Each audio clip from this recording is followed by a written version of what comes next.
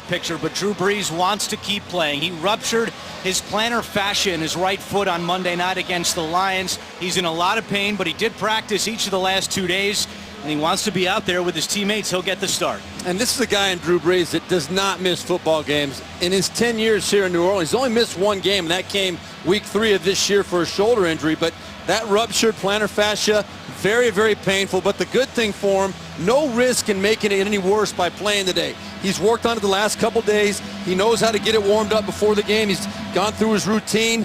The Saints don't expect there to be any problem with Drew Brees, and that's not good news for Gus Bradley and the Jacksonville Jaguars.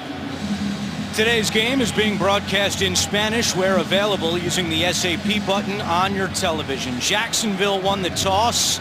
They have deferred, so the Saints will start with the football. Jason Myers will kick it away.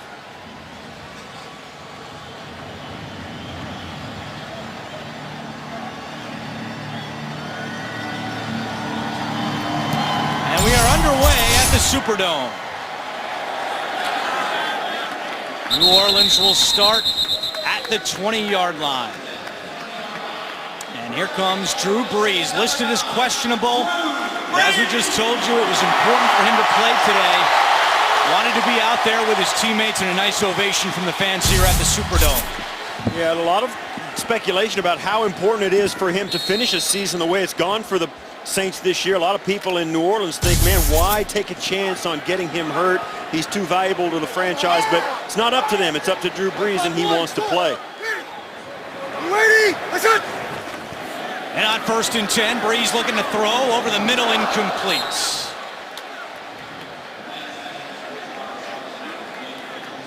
Drew Brees has thrown a touchdown pass in 52 straight home games. That is an NFL record. And he threw 3 touchdowns in the second half Monday night against the Lions. And that was after he had ruptured his plantar fascia.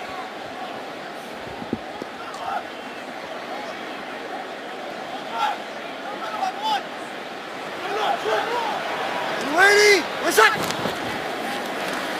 Brees looking to throw again, and this time it connects with Brandon Coleman for a New Orleans first down. Marcus Colston not playing today because of a chest injury, so we'll see a lot more of Brandon Coleman. Now, it doesn't seem like you know who Brandon Coleman is, but this New Orleans Saints team, they keep finding these receivers. Brandon Coleman, 6'6", 225-pound, first-year guy out of Rutgers. We watched him on the field yesterday practicing. He is a specimen and a guy you're going to be hearing a lot of over the years. First run of the day for New Orleans goes to Tim Hightower, and he picks up 2 on the play. A big surprise today for New Orleans as C.J. Spiller is inactive. He's a healthy scratch. We met with Sean Payton, the New Orleans head coach, yesterday, and he told us that after Spiller's knee surgery over the summer, he's still not up to full speed. Doesn't have that same burst that he saw in Buffalo. They had a long chat, a good productive chat this week. He sat down C.J. Spiller today and may not play him again week 17, so he can just focus on next year.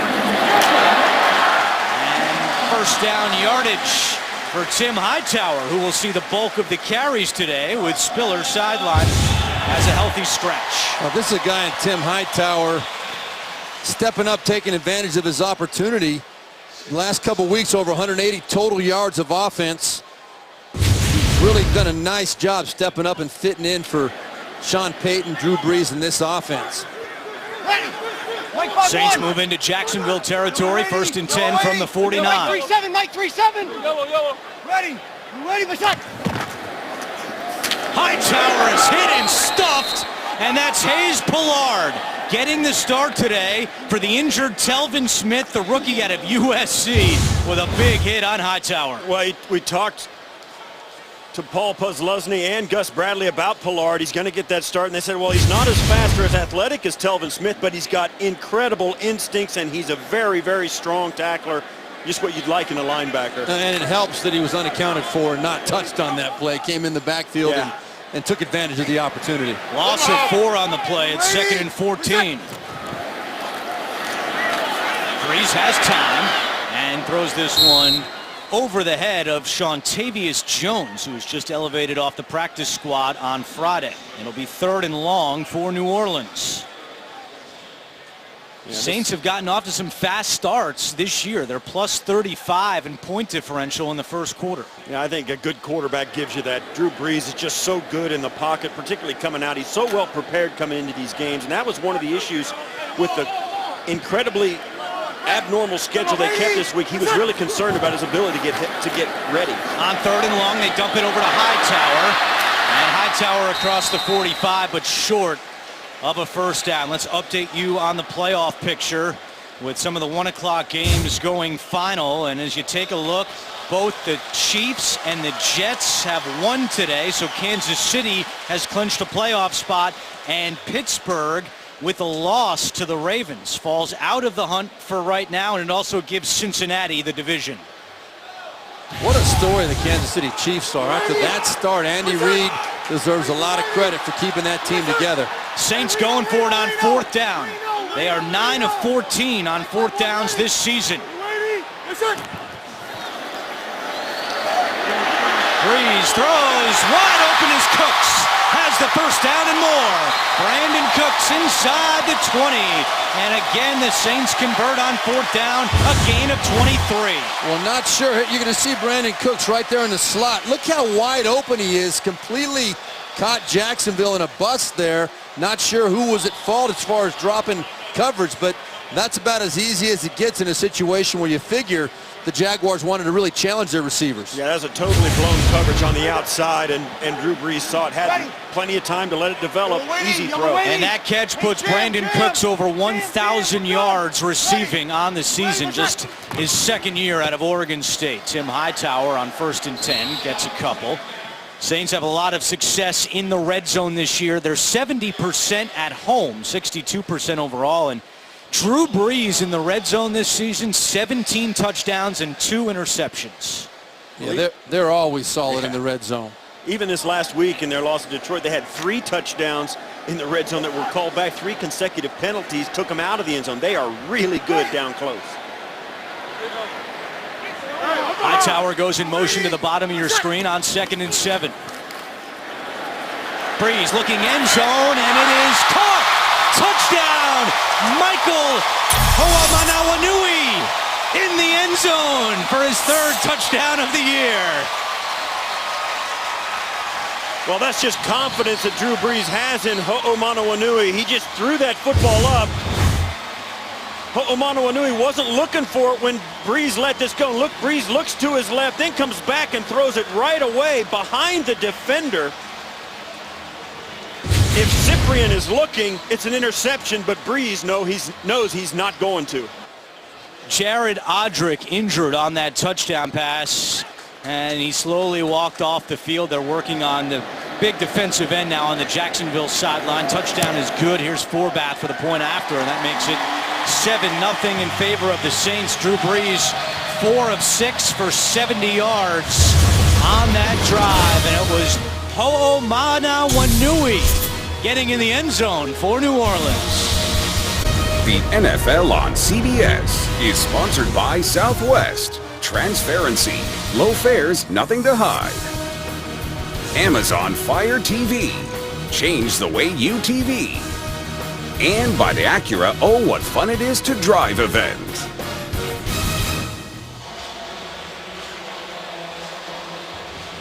Back in New Orleans, an impressive start for the Saints. 10 plays, 80 yards, capped off by the touchdown by Drew Brees to Michael Hoomanawanui, his 3rd score of the season.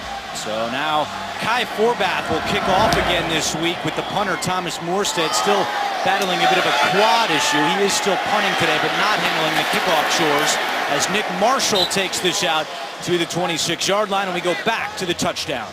Well, you're going to see Hoomanawanui right here at the end of the line of scrimmage. All he's doing is going to run straight up the seam, but I want you to look at the safety right over the top of him, Jonathan Cyprien, and what Drew Brees sees right now when he freezes, he looks this way, he sees that Cyprien has got his back to him. No longer can he make the play on the ball. He's got no safety help over the top. A quarterback in the NFL, when he sees the back number of a defender with no help over the top, that's an open receiver to him.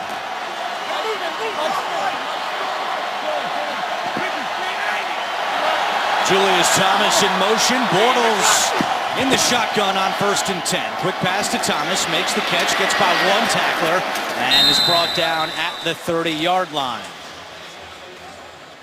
Blake Bortles, 31 touchdown passes on the season coming into the day. That was 5th in the NFL and is a new franchise record for the Jaguars. Really a breakout year for Blake Bortles. The numbers he's putting up, never seen really before out of a Jacksonville Jaguars quarterback, of which I was one. I didn't get a chance to put many throws up there. You were the first one. Bortles has had the breakout year, though. Denard Robinson. And Robinson will be about 4 yards short of a first down as we take a look at the starting offensive line for Jacksonville. Luke Joeckel in his 3rd year. Gus Bradley says he's been consistent this season, and you just saw Robinson on the carry. He'll get the bulk of them today. As we told you already, TJ Yeldon still out with a sprained MCL. Well, the Jaguars have gotten off to a lot of slow starts this year, and on their opening possessions this year, they're just 26% on 3rd downs, which is what they have right here, 3rd down and 4. Opening drive for the Jags, trailing 7-0. Bortles hit as he throws, caught by Marquise Lee. First down for Jacksonville. Lee out of bounds right around midfield for a gain of 17. Delvin Breaux forced him out of bounds. Well, that's huge for the Jacksonville offense. This is an offense that really is focused on 3rd down this week.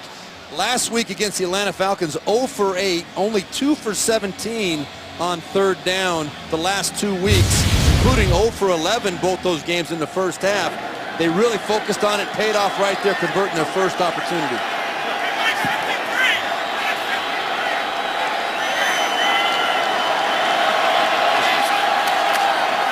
Back to Denard Robinson on 1st down. Robinson with some room, and Robinson across the 40, and a late flag comes in. Our referee today is Ronald Torber. This is going to come back with a hold on Jacksonville. Holding. Offense number 89. 10-yard penalty. First down. That's on the tight end, Mercedes Lewis. A look at the New Orleans defense, and Cameron Jordan leading the team with 9 sacks on the season. The 5th-year man out of Cal. Dannell Ellerbe is out today because of a hip injury, so David Hawthorne will start in his place at outside linebacker. And Brandon Browner in his 6th year leads the NFL in penalties this season with 24 whistled against him. And he knows Gus Bradley very well from his previous stops. Rashad Green with not much doing on that first down play. Gus Bradley coached Browner in 2012 with the Seahawks. Gus says he's very physical at the line of scrimmage, and when you're that type of player and you play a lot of press coverage, sometimes the penalties will come, but certainly more than New Orleans and Browner have wanted this year. Well, he's more of a throwback type of a safety. You know, back in the days when Steve Tasker and I played, there was a lot more contact allowed from the defensive back.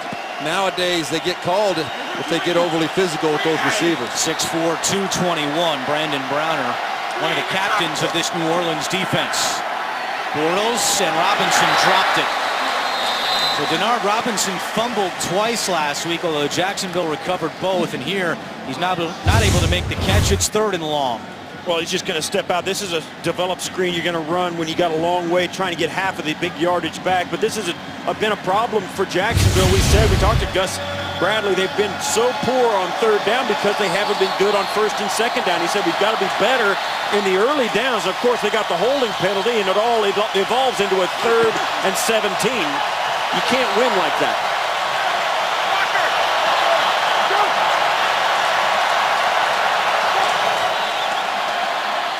Allen Hurns makes the catch in space. Hurns to midfield, and Hurns gets back close to the original line of scrimmage, but Jacksonville will send out the punt team. Well, you hit it dead on, Steve Tasker. This Jacksonville offense not being productive enough on 1st and 2nd down. Last week when they were 0 for 8 against Atlanta on 3rd down, their shortest 3rd down situation was 3rd and 6.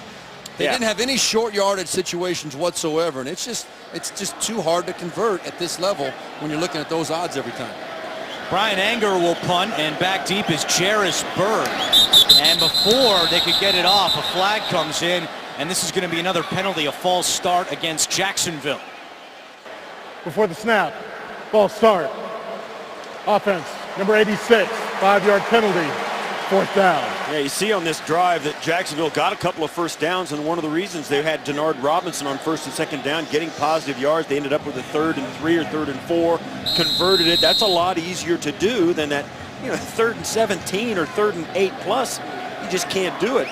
But early in this drive, Jacksonville was getting it done, and then they got the penalty, and it was a self-inflicted stall again. His latest penalty on Clay Harbor backs up Anger 5 yards. Bird with a fair catch will let it bounce, and it sits softly, and it's downed by Demetrius McCray at the 2-yard line.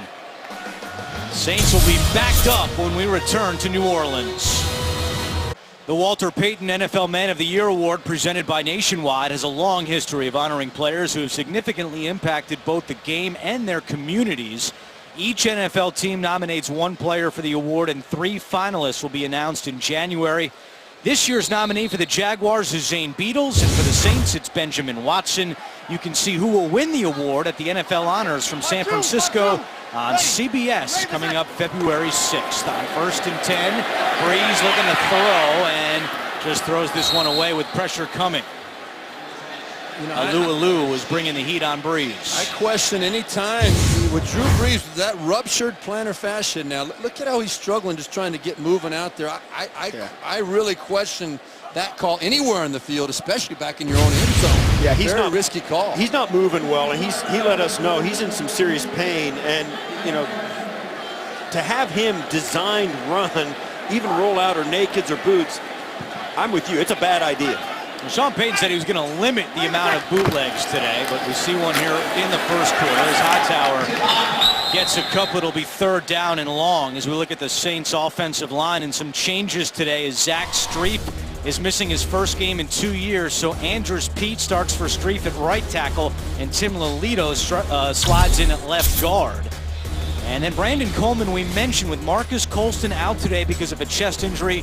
You'll see a lot more of Coleman. Now, you hate to minimize the loss of Marcus Colston, but getting this guy on the field, Brandon Coleman, as many reps as he can, it's going to make him that much more dangerous as he grows in his NFL career. Coleman watches 3rd and 8 from the sideline. Breeze has time and completes this pass to the fullback, Austin Johnson, who has a first down. It's been a problem of late for the Jaguars, the lack of a pass rush, and Breeze had all day on that 3rd down throw. He certainly did, and he looked, and that's about Drew Brees. Watch, his eyes are going to come this way and stay there, and at the very last second, he's going to throw the football right out here. He looks, and the defense is so manipulated by what his eyes and his body language do. He leaves the receiver open on a simple little flat route. Breeze has 5 completions to 5 different receivers as Cooks takes this one in a minimal gain. Chris Clemens follows him out of bounds. That leads us to the Jacksonville starting defense, and Roy Miller in his 7th year having a nice season, a career high 3 sacks for the Jaguars this year. You already saw him make a big tackle for a loss. Hayes Pollard starts in place of the injured Telvin Smith. And Aaron Colvin is starting today for Jacksonville, but he's been battling the flu the last couple of days, something to keep an eye on for the Jaguars. One of those 12-hour bugs. They were pretty confident he'd be able to play. Interestingly, Dwayne Gratz is a healthy scratch today. A former 3rd-round pick, not on the field. Breeze in trouble, and Breeze is sacked, but a flag comes in from the secondary. Dan Skuta is the one who brought Breeze down. Let's see what the penalty is back at the 34-yard line. It looks to me like the Saints are going to get a break. Drew Brees held this ball way too long back there. Holding. Defense number 31. 5 yards from the previous spot. Automatic first down. Goes against Devon House. Against Devon House, and this was a coverage sack. There was nobody open up the field. You see, there was a snag on the jersey right there of Willie Snead. Kind of trivial, incidental, in my opinion, but if they see any kind of stretching of that jersey, they're going to throw the flag. Yeah, it's automatic. 3 first-quarter penalties for the Jaguars already, as Hightower is spun down after a 1-yard gain. Andre Branch on the tackle. Yeah, that's excellent run defense up front. Every defensive lineman picks a gap, takes it, and the running back just kind of keeps trying to pick an open spot, and there's just a defender in every one. And the further the play got cut back, the more defenders showed up. It's just great run defense by the whole front for Jacksonville on that simple little play on first down. Hey, check. Check. 5-1. Ready. You ready? My side. Again, it's Cooks. And again, it's Chris Clemens at 34 years of age, chasing down Brandon Cooks, just 22 years old. Well, this Brandon Cooks now, whoever's chasing him is going to have a hard time catching up with this guy. 7 touchdowns in the past 7 games after just having 1 in the first 7. He was the 4th receiver taken in the draft last year, behind a few names you might have known. We're talking about guys like Sammy Watkins, Mike Evans, Odell Beckham. Those are the 3 guys chosen ahead of him. All 4 of those guys very productive in their second year. On 3rd down and 4, Breeze from the shotgun. Breeze completes it along the sideline to Travaris Cadet. He was claimed off waivers from San Francisco this week, a former Saint, and he picks up the first down. Well, you're going to see Cadet. He's going to swing out in the backfield. He's just going to swing out over here. He's going to kind of trail down the line, and Drew Brees gets the ball to him. No one, they get kind of caught up in coverage. You see number 52 right there, Hayes Pollard, going out there to try and cover him, but gave him just too much space, and Drew Brees is going to take advantage if you play a soft coverage like that. Breeze is 6 for 9, and all 6 completions to 6 different wide receivers. It's 1st and 10 with 2 on the play clock. Breeze has to take the snap, just gets it off. Looking to throw again. And a flag is down as Breeze completes it to Cadet at the 45-yard line. And this is going to be a hold against the Saints. Holding. Offense number 84. 10-yard penalty. First down. That goes on Ho'omanawanui. Drew Brees in his 10th season with the New Orleans Saints. And what a career it's been now for Brees. All-time leads the NFL in completion percentage, 4th in passing yards, 4th in passing touchdowns. And he is first after Monday night in 300 yards.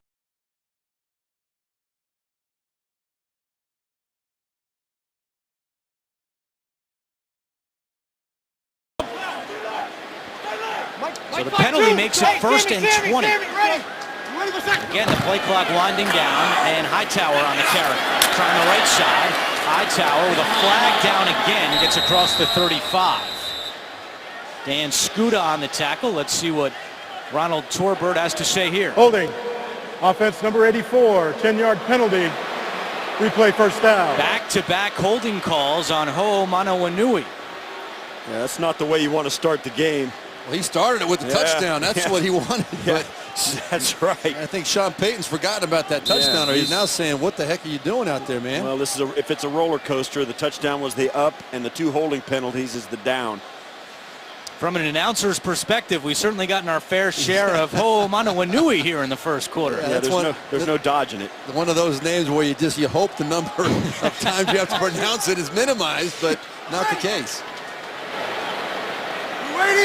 So it's 1st and 30 for the Saints as Breeze completes to Cooks. And Cooks to the 24-yard line. Well, back on the Drew Brees subject, though, I mean, you look at what this guy has done over the course of his career. Absolutely spectacular. On paper, this guy, no one expected him to be the impact player that he has been, up near the very top in all those career categories and so many more. But the most amazing one to me is that in his 10 years, we talked about it in the open at the Saints, he's only missed 1 game, and that came this year in week 3 due to a shoulder injury. His durability is as impressive as all the numbers. Turns 37 next month. On 2nd and long with a flag down again. Breeze completes that to Willie Snead at the 35-yard line, but had a lot of laundry on the field here late in the first quarter. Yeah, consecutive plays, and this is going to go against what looks like Jacksonville with the official talking to Drew Brees.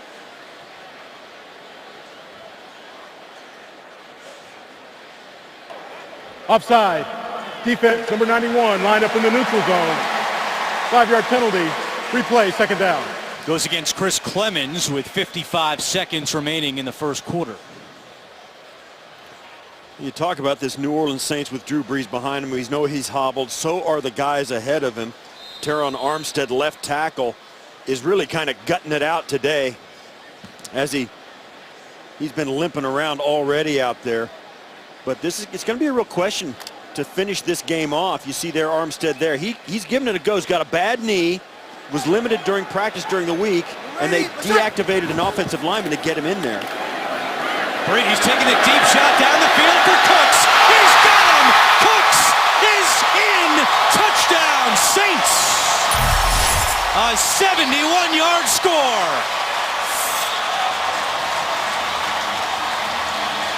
Well, you see Nick Marshall right there. He's the one in coverage, and Drew Brees, a pretty smart quarterback.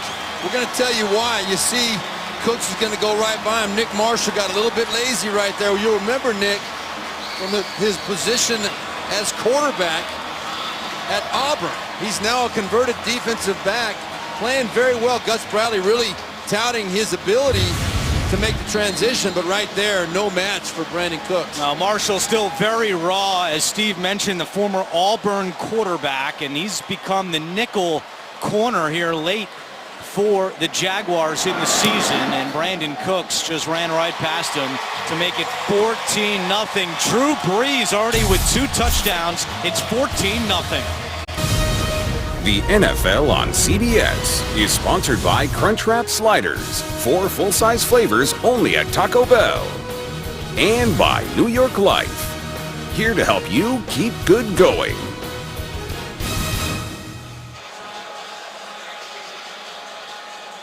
Some great food down here in New Orleans, and right now Cooks is cooking up something special. That's the longest catch of his career. He now has 8 touchdowns in his last 8 games, and Drew Brees with the 103rd multi-touchdown game of his career since joining the Saints. And New Orleans has jumped out to a 14-0 lead. It is Marshall who is burned for that touchdown on the return, and Marshall with a nice job getting to the 30-yard line with 20 seconds remaining in the first quarter. Jags offense coming back out. If you thought your fantasy season was over, it's not. Play for free and you can win a trip to Super Bowl 51 in 2017. Join today at NFL.com/playoff-challenge. 20 seconds left in the first quarter. Saints lead the Jaguars 14-0. Play action on first down. Blake Bortles is going to keep it himself and run out of bounds at the 34-yard line. Well, the Saints have done a good job in the first half of games this year, specifically the first quarter, outscoring the opposition 114-65. And as we mentioned earlier, this has been a big problem for the Jaguars. Slow starts. And once again, after one quarter, they trail by 14 points. That'll do it here in the first quarter. We'll return to New Orleans after these messages. You're watching the NFL on CBS, home of Super Bowl 50. Started the second quarter at the Superdome, and the Saints out to a 14-0 lead on the Jaguars with Steve Berlon and Steve Tasker. I'm Andrew Catalan. Happy holidays from all of us at CBS. To begin this quarter, Bortles looking at 2nd down and 5. And it's a handoff to Robinson. And Denard Robinson tackled at the 39-yard line, a yard shy of a first down. What an improvement this Jacksonville offense has made this year compared to last year, specifically in points per game. Yeah, no last year, dead last. Yeah, that's been a huge improvement, as well as the touchdowns. Of course, Blake Bortles, 31 touchdown passes for this team. The future is nothing but bright, but make no mistake, Blake Bortles does have some things he needs to get cleaned up, most importantly the interceptions. Great job done by Greg Olsen there, the offensive coordinator. He's been in the rookie quarterback business before. Now he's got a good one. As with Derek Carr last year in Oakland on 3rd and 1.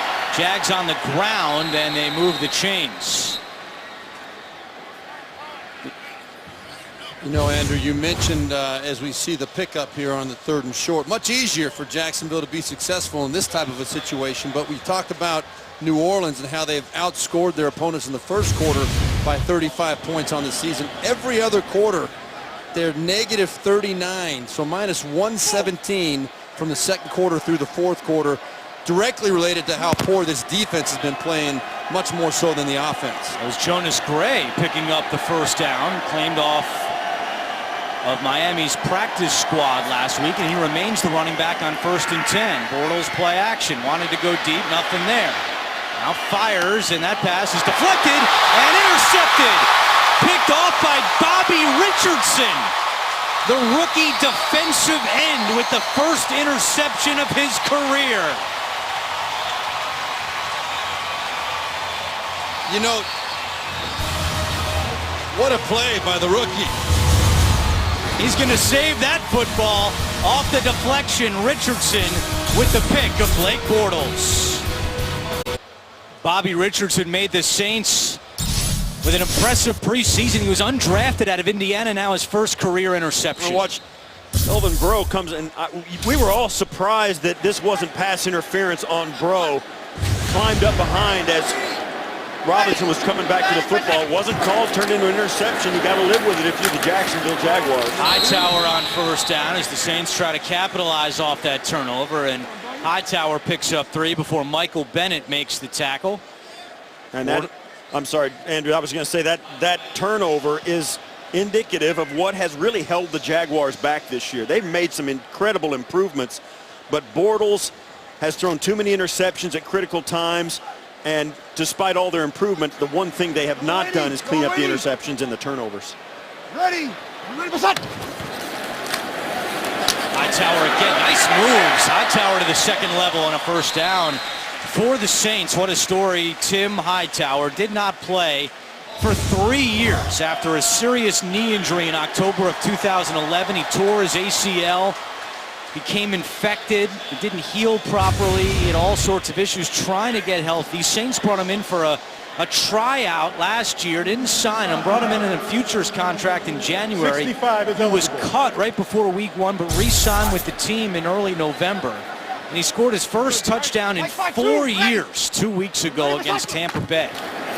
Getting an opportunity with Mark Ingram on injured reserve, and Hightower loses half a yard there. Aaron Colvin on the tackle. You know, Hightower is going to be the base running back today. He'll also be spelled a little bit by Kendall Hunter as well, but it's a little bit by committee. When you start losing guys to injury, even the C.J. Spiller injury being a healthy scratch, you know, you start handing it around, because once you get down in your roster, guys do certain things well and teams start to put in packages for them. So you get these guys going in and out, but no question Hightower is going to be the guy going forward today in the base package for the Saints. Double. You ready? Shot. Movement on the line, flag is down. This is a free play for the Saints. Breeze, as pass is incomplete. He was looking for Josh Hill, Jonathan Cyprien, the closest one there, but Breeze knew that he had a free one coming. There's also might be a second penalty as well. Offside. Defense, number 96, 5-yard penalty, 2nd down. It's on the rookie Michael Bennett out of Ohio State. Yeah, right over the football, and that's, I don't know why that infuriates coaches, because all you got to do is the ball's right in front of you. Watch it. If it moves, then you go. That ball didn't move, and he did. Jaguars average 6 penalties per game. They already have 5 in the first half. Come back. Go over there. Go, Mike 5-1. Ready. Pusluzny calling out signals to his defense. Jaguars appear to be a bit confused, bringing a blitz. Breeze gets rid of it to Hightower at the 20. Hightower still going. Hightower is tackled at the 1.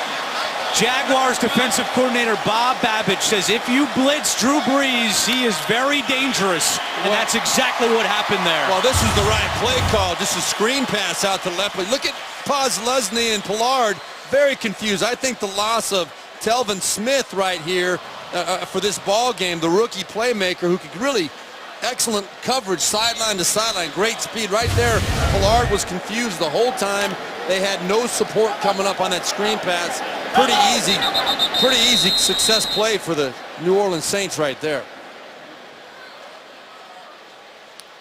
And now we have a stoppage as Ronald Torbert.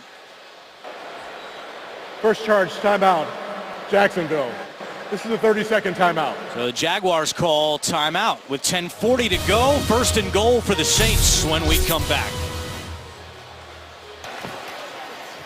On 1st and goal, Hightower up and over for a touchdown. So the interception by Bortles leads to 7 points. Well, 6 right now. It's 20-0 in favor of the Saints. You nailed it, Andrew, though, with the blitz they came with on the play previous to the touchdown over the top. Hightower goes in for the score. The play previous, though, Jacksonville rolled the dice, did come with the blitz, and their lack of coordination defensively is what gave up the big play. That's a situation where you'd like to think that Paul Posluszny, with his experience and the number of years he's been in the league, when he realized there was confusion, he has the freedom to check out of a blitz like that, because when you're coming, like you said, you're leaving some areas exposed if guys aren't on the same page. Forbath for the extra point, and it's good. What a first half for the Saints, getting it done on both sides of the football. The interception by Richardson leads to the Hightower touchdown. It's 21-0. The NFL on CBS is sponsored by The Home Depot. More saving, more doing. Volkswagen. And by Dirty Grandpa, in theaters January 22nd.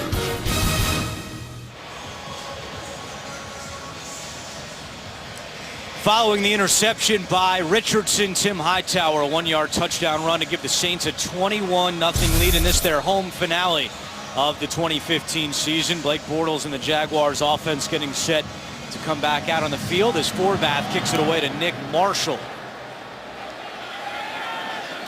And Marshall will take a knee. Jacksonville will start at the 20-yard line as we take a look at the updated playoff picture in the AFC. What a wild day as the Jets beat the Patriots in overtime.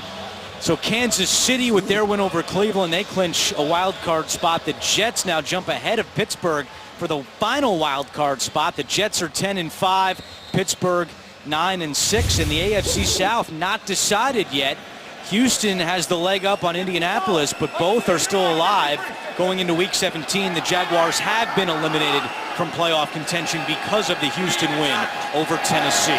On 1st and 10, Bortles, deep shot down the sideline for Robinson, makes the adjustment, and was he in? No, out of bounds. Great job by Robinson to adjust and come back to the ball to make the catch, but he was out of bounds. It's 2nd and 10. Yeah, he didn't finish the process of falling. He'll come down and he would be in bounds, but when he goes down, Delvin Breaux rips this out, and there's the ball. He's got it, but he doesn't have it, and he loses it. And as we all know, there's no way that's a catch in this day and age. He's got to possess it in bounds and then finish the process, and that ball comes out.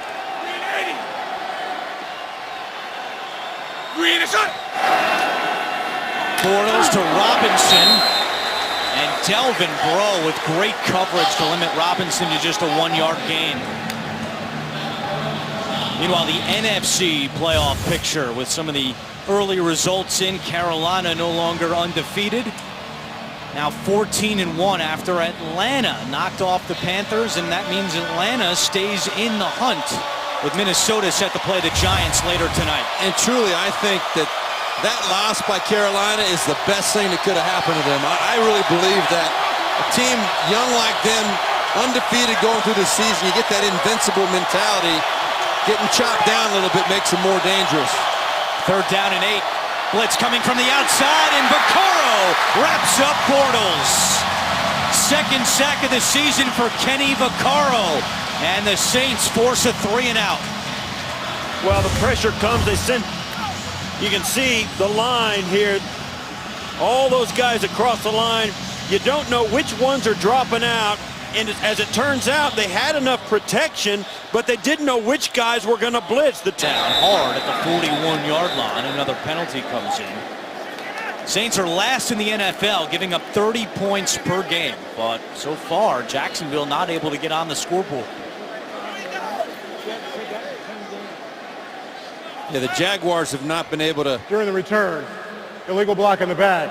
Number 20 of the return team. 10-yard penalty from the spot of the foul.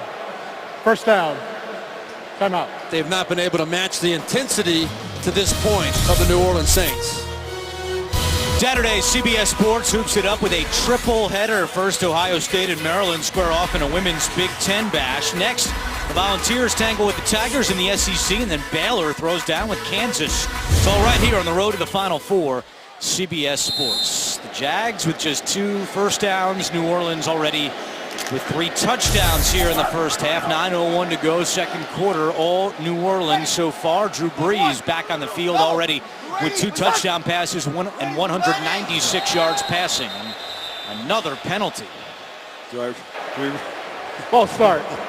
Offense, number 83, 5-yard penalty, first down. This one goes against Willie Snead, who's having a fantastic first season in the NFL at Ball State. Yeah, no reason to draw this one up. Not very proud of himself on that one. You think anybody saw me? Yeah, he taps on his chest. That was me. Yeah, it was you. Sammy, ready? You ready? What's that? Give it to Hightower on 1st and 15, and Hightower maybe gets a yard. Well, let's face it, so far the Jaguars are playing like a team that found out they were eliminated from the playoffs right around kickoff, but it's not really fair to use that as a crutch. We met with Gus Bradley, Paul Posluszny yesterday. Paul Posluszny had no idea the scenario as to how the Jaguars would get in the playoffs. He asked us, and that's because Gus Bradley did not talk about the playoffs all week long. He's never talked about the playoffs in his time with Jacksonville. It's always about getting better and staying internally motivated, as Posluszny is internally motivated right there. The sack of Drew Brees. Posluszny with his first sack of the season. Yeah, it is interesting. You hang around Gus Bradley, you'll never meet a more positive guy. As you see this sack coming up from Posluszny, he wants players that are motivated within, and it's not about everything going on around the team. It's about your team being better. It's about a change in culture in Jacksonville, and this is the first season really where that's really taking grip, and you can tell the difference in the players' attitudes, their production, their wins and losses. It's continuing to grow. 3rd down and 24 following the sack. Pass is deflected, still caught by Cooks, and Cooks is smacked down from behind. That was Ryan Davis making the tackle. You know, we could talk a long time about Gus Bradley and his philosophy. As you see Drew Brees have to really take a seat for the first time today. This Gus Bradley philosophy is different. It's unique. I think it's built for the long term, and the question is, are they going to get good enough, fast enough for him to see it through? Well, you made some great points there, Steve, but the most important is this team is now playing football. They're now respected around the league. They're in most every game. There haven't been many games like the one today. Green muffs it, picks it back up out of bounds at the 32-yard line. We'll see if the Jaguars offense can get something going. They trail by 3 touchdowns. The NFL on CBS is sponsored by Macy's and by Bud Light, the official beer sponsor of the NFL.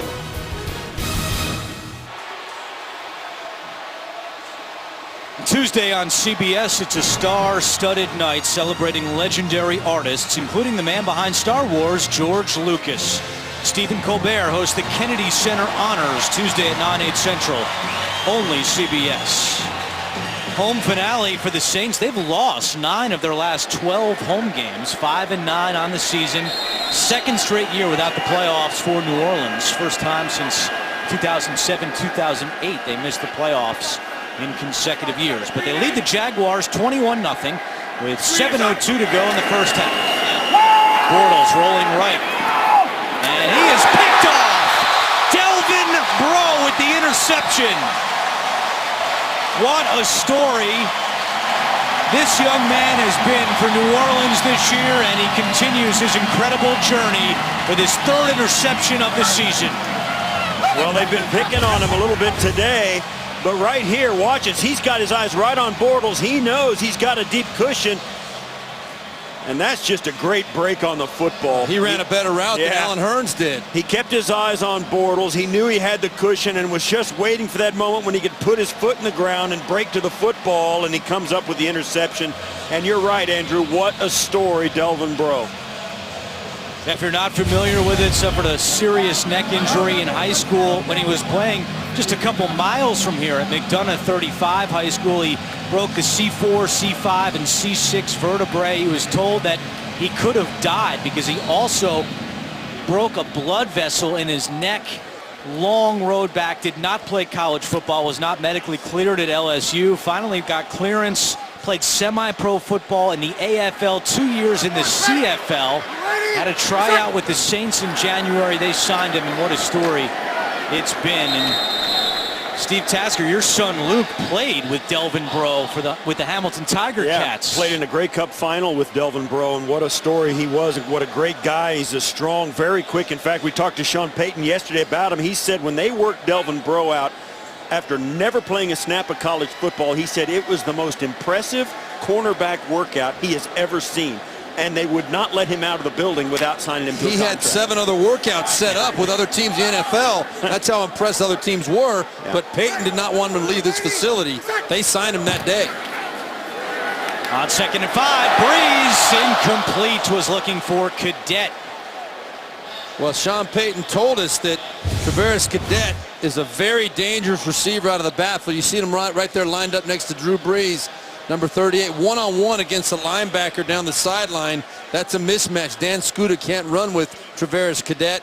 Drew Brees would like to have that one back. He knows that was an opportunity for another touchdown to add to his list. Yeah, and that coverage, that's where Dan Skuta, that's where you missed Telvin Smith today. Telvin Smith can outrun most running backs. He can run with them all. We know that. Exactly, and that's when you get a matchup you like. Breeze had completed 7 straight passes on 3rd down. They pitch it to Cooks, who stays in bounds for a first down.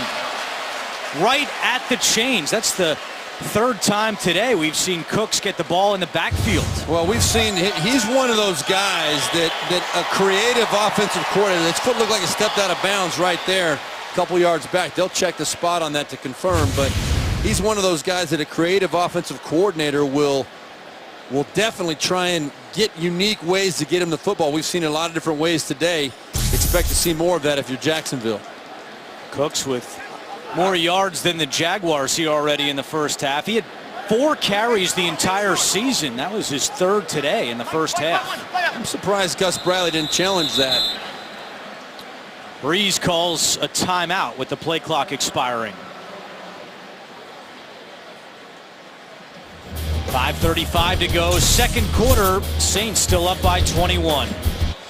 Over the years, 60 Minutes has reported on a lot of mob stories. Watch some of the most memorable on a special edition of 60 Minutes tonight, only CBS. Each team with 2 timeouts remaining. Delvin Breaux back in his hometown of New Orleans now with 3 interceptions on the season. Sean Payton said he has exceptional hands, and he showed it on that pick of Blake Bortles. Well, he's been picked on too now. He's given up 9 touchdowns on the year, but Sean Payton knows he's going to be a good one. Hightower on the carry across the 30 and lunges ahead to the 25-yard line. That's going to be good for another New Orleans first down. Yeah, and this is going to be 2 broken tackles right here. Cyprian runs past him there, can't pull him down, and then he runs out of the grip of Roy Miller to get the first down. And if your defense is struggling in run defense, sometimes it's missed tackles. In that case, 2 of them turned into a long gain. Already 247 yards of offense for the Saints, just 43 for Jacksonville. It's Cadet on the carry. Cadet across the 20, and New Orleans back in the red zone where they've had a lot of success this year. Well, they're just getting physical up front now, right, with Jacksonville. We've seen the ball up in the air. Drew Brees having success. This drive, Sean Payton and offensive coordinator Pete Carmichael just decided they want to run right at the Jaguars, and they're having pretty good success right now. You know, they're running run plays you don't see very much in the NFL. They're just pitching the ball out, and a lot of teams don't do that because it takes away from their play action game. But the Saints are really getting to the edge quickly by using the pitch. Ready. 2nd down and 4. Breeze has time, looking end zone again, incomplete.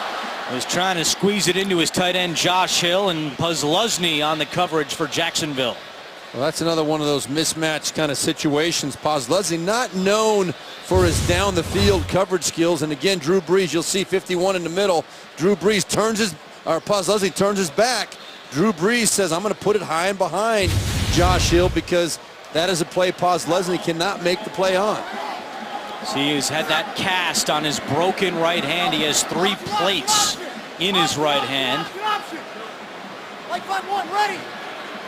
5 on the play clock for 3rd and 4. Ready. You ready? What's up? Breeze, end zone, and it's juggled and incomplete. He's trying to get it to Brandon Cooks. Devon House on the coverage. Really good coverage by Devon House on this one. Watch him in the slot right here. Whoa, we're going to zoom in on him there on accident. Sorry about that. But right there, he looks back and finds that football and does not let Cooks come over the top.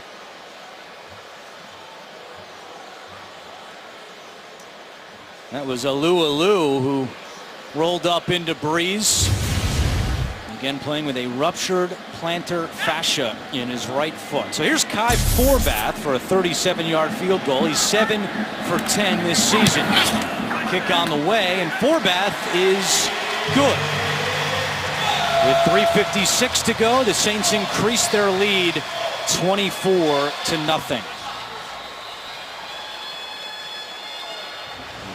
So earlier today, when the newspaper here in New Orleans, the Times-Picayune, came out, there was a big headline, a front-page editorial written by Jeff Duncan, who was imploring Saints owner Tom Benson to sell both the Saints and the Pelicans. He owns the NBA New Orleans Pelicans, and a lot of turmoil in the Benson family trying to figure out who's going to be in charge in years to come, as Benson has kind of stepped out of that role in recent times. And he released a statement saying he's not thinking about selling either team, that he wants to remain the owner, and certainly a lot of question marks going forward with the Saints, both the future of the team in terms of ownership, the future of head coach Sean Payton, who's been rumored to be potentially looking at other jobs and other teams interested in trading for him, as our Jason Lockenfora reported earlier today. He mentioned that the Colts and Dolphins have expressed interest in trading for Payton, who has 1 year left on his contract. Yeah, this is not a story about Sean Payton looking for other work. It's about teams trying to find a way to lure him and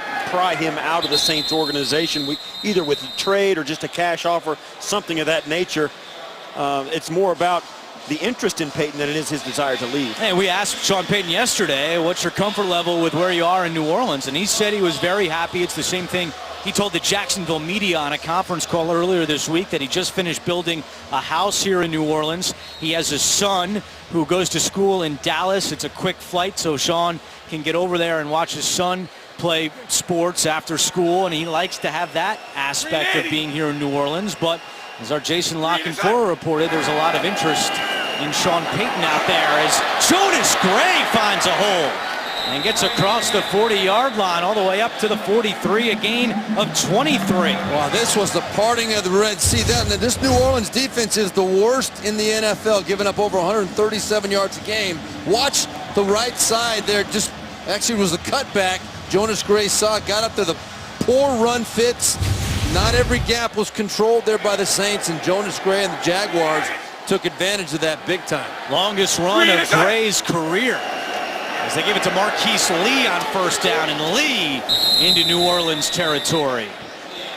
Yeah, the Saints switched coordinators, defensive coordinators midway through this season. You look at where they've been since 2012. This is the last 3 years. This isn't just the last 3 games. This has been a long stretch of these numbers that the Saints have had to deal with, and it's not gotten any better this season. Dennis Allen in his 5th game, taking over as defensive coordinator for the Saints after they fired Rob Ryan.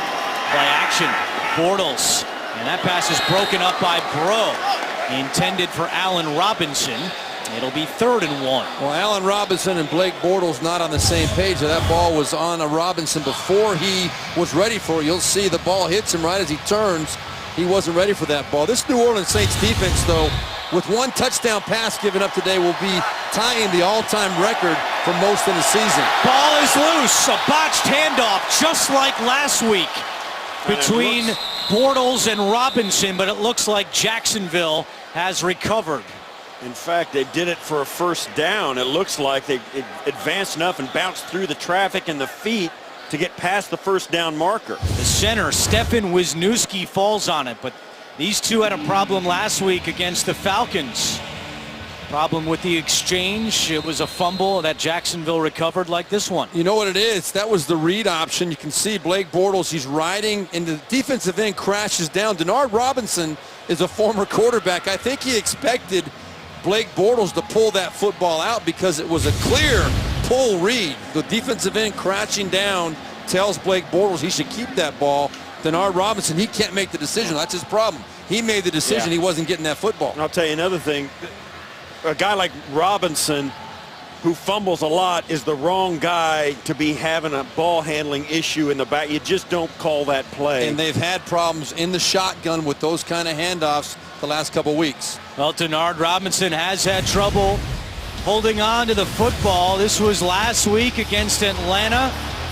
2 fumbles for Denard Robinson, and now 7 fumbles in his career on 211 carries, which is 1 every 30 carries. So that's been an issue for the former Michigan quarterback. But Wisniewski fell on it for a first down, so a fresh set of downs here for Bortles, firing sideline, caught by Hearns, who has a catch in 30 consecutive games. We got our first real glimpse right there of Blake Bortles' arm strength. That ball, he identified open receiver on the sideline all the way across from the right hash, about 15, 20 yards up the field on a line. Watch how quick this ball gets on the receiver on the outside. He makes his decision. That ball is zipped. 2-minute warning here in New Orleans. Jaguars driving. We're back in a moment. 3 first downs on this drive for Jacksonville. They have it 1st and 10 from the New Orleans 34-yard line. 2 timeouts left for Jacksonville. No coaches' challenges the rest of the half. It's all initiated by the replay booth. Bortles pump fakes, looks the other way, and completes it to Hearns. Alan Hearns down to the 10-yard line. Great job by Bortles to look off the defense and come back to Hearns. Well, we spoke so much about how Drew Brees manipulates the defense. That's exactly what Bortles does on this. He looks completely the other direction, comes back and makes the throw. Look at his eyes, looks left, and comes back to the right after a little pump fake and puts it right on the money. That's a big-time quarterback play by a young player. New Orleans has called a timeout. You see the graphic. The Jaguars have 31 points scored in the final 2 minutes of each half, which is tied for the 3rd most in the NFL this year. On the move again here with 1:37 to go. Coming up in the Verizon halftime report, JB, Tony, Bart, Boomer, and Coach Cowher. They'll be back in our studio. They have all the latest scores, highlights, and also a comprehensive look at the playoff picture in both the AFC and NFC. It's all coming up on the Verizon halftime report. 1:37 to go. 2 timeouts left for Jacksonville. Well, prior to today, we see Blake Bortles has had 2 picks today, but he only had 1 in the last 3 games against 9 touchdowns. I would look in this situation, the slot up top. You see Julius Thomas, the former Broncos tight end. He and Blake Bortles have hooked up for 4 touchdowns in the last 5 games. Bortles escapes the rush, dumps it down to Robinson. Denard Robinson inside the 5 and gets down to the 2-yard line.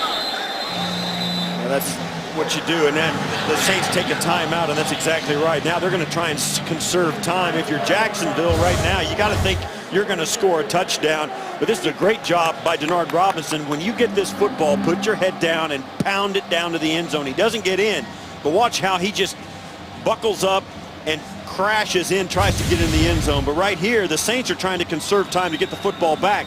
Jacksonville wants to milk the clock so that they can score a touchdown with 0-0 on it. Yeah, the Saints have used up all their timeouts, so Jacksonville now in complete control of the clock. The good thing for them is they've got 2 timeouts, which keeps the run option alive from the 2-yard line. They will not. New Orleans has got to play this honestly, which gives the Jaguars the advantage. Bortles with 31 touchdown passes this year, but as a team, the Jaguars have just 5 rushing touchdowns. So we'll see what they decide to do on 2nd and goal with Denard Robinson next to Bortles in the shotgun. He's throwing, and it's caught by Marquise Lee for a touchdown. His first touchdown of the season, and just the 2nd of his career. Yeah, there was a lot of confusion on the Saints defensive side, particularly in the secondary. And they have been susceptible to the pick play. And watch as the Jaguars run in here, and that's, I don't know how you, that's illegal to me. Well, it was definitely. Hearns ran right out, stood there next to the defender who was covering him, and they went right in. Well, the good thing is that he at least stopped before the contact was made. And now the Jags are going to go for 2. Interesting here. 3 early scores in the first half. Keep in mind their kicker has missed the most extra points in the NFL this year with 7. They've only gone for 2 twice this year. They're 0 for 2. Bortles, fade to the end zone, incomplete. Was trying to get it to Rashad Green. Well, I'm surprised by that. They've got Julius Thomas and Allen Robinson, who are both great red zone options.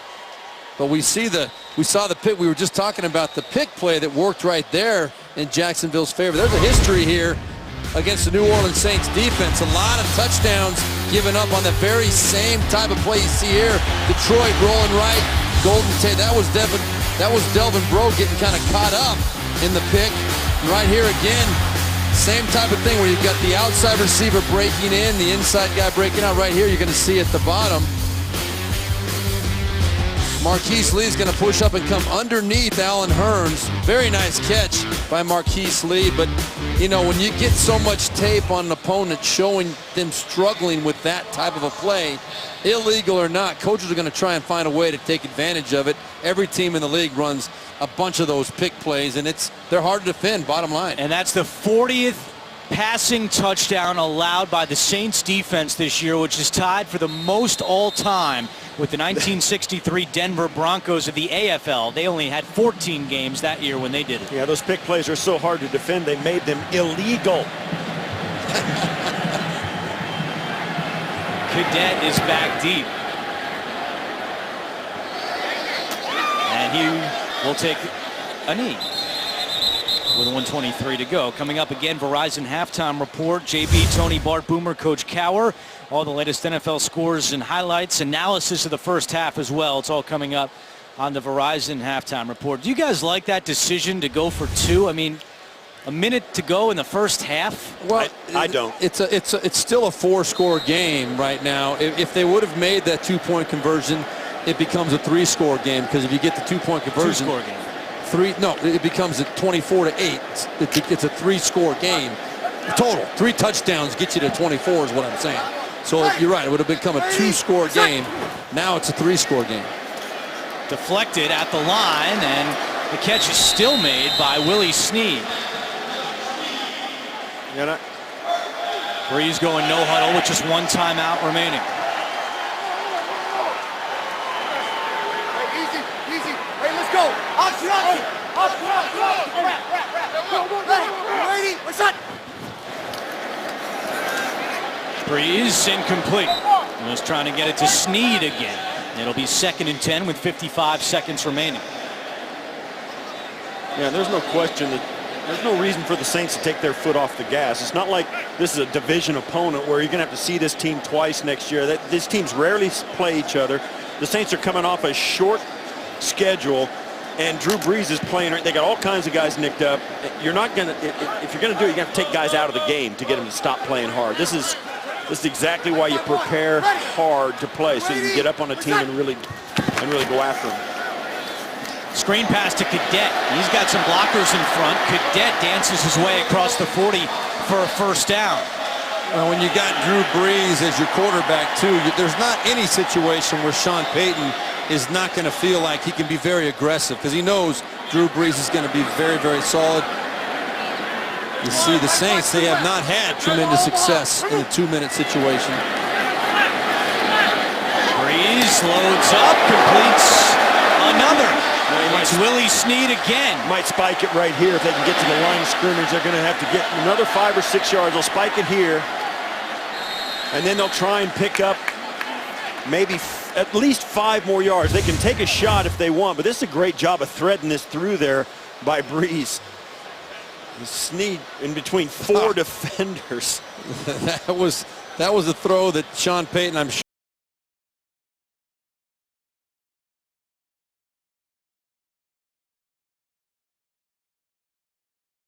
shot. Yeah. the thing the Saints can do right now, there are 15 seconds. They do have time to use the middle of the field and still get their kicking team out there to kick a field goal. They've got to be ready for it, though, right now. They can even throw a short pass and spike it even. Breeze with pressure coming, taking a deep shot for Cooks. Incomplete. Devon House on the coverage. And a flag comes in back at the line of scrimmage. And the Saints are indicating it's against Jacksonville. Andre Branch had his Holding. arms out. 59 defense. 5-yard penalty. Automatic first down. 9 seconds left. This is kind of no man's land. I mean, you can't throw the ball and spike it. You got to go for the field goal here. Yeah, and I agree with this. He's going to send out Forbath for the field goal. 9 seconds is just not enough time to run a play and be confident you can try the field goal. Well, I think with 9 seconds, I do believe you can try and take a shot at the end zone or try and make it. This is a 52-yard field goal. You can take a shot to try and pick up 5 to 10 more yards on the sideline. If it's not there, Breeze is going to throw it away. Forbath made a 57-yarder, a career-long week 12 against Houston, and this one is no good. Wide left with 4 seconds remaining. I'm kind of surprised. I really believe that Sean Payton with 9 seconds, if you're talking 6 seconds like last night, there might have been an issue with the Redskins and the Eagles. Question about whether to try and go one more play before the half or not. That's a little bit more dicey, but here with 9 seconds, I think you can do it. Gus Bradley was going to try and freeze Kai Forbath, and he said, and you can see the officials say too late. and Gus Bradley's like, okay. All right, I didn't want it anyway. Rare when you don't see a smile on Gus Bradley's face. And now if you're the Jaguars, why not take a chance and throw up a Hail Mary? That's exactly what New Orleans is expecting. They have a big prevent defense on for this potentially final play of the first half. Well, the culture of the NFL now, you throw it up, it's hard not to get pass interference on these plays, and it could really help you. I mean, you get a chance at 3 points. Pressure coming from Vaccaro. Bortles nowhere to go, and he's sacked. And that is how the first half will end. That's the second sack of the half for Kenny Vaccaro. And the Jaguars, down 24-6, will get the ball to start the second half. We'll be back with the Verizon halftime report after this message and a word from your local station.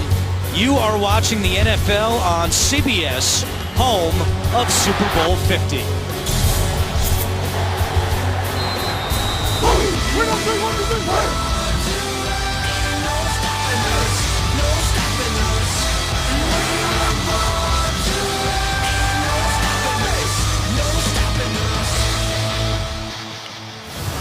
Start of the third quarter at the Superdome, and the Saints lead the Jaguars 24-6. Happy holidays, everyone. Back in the booth with Steve Berline and Steve Tasker. I'm Andrew Catalan.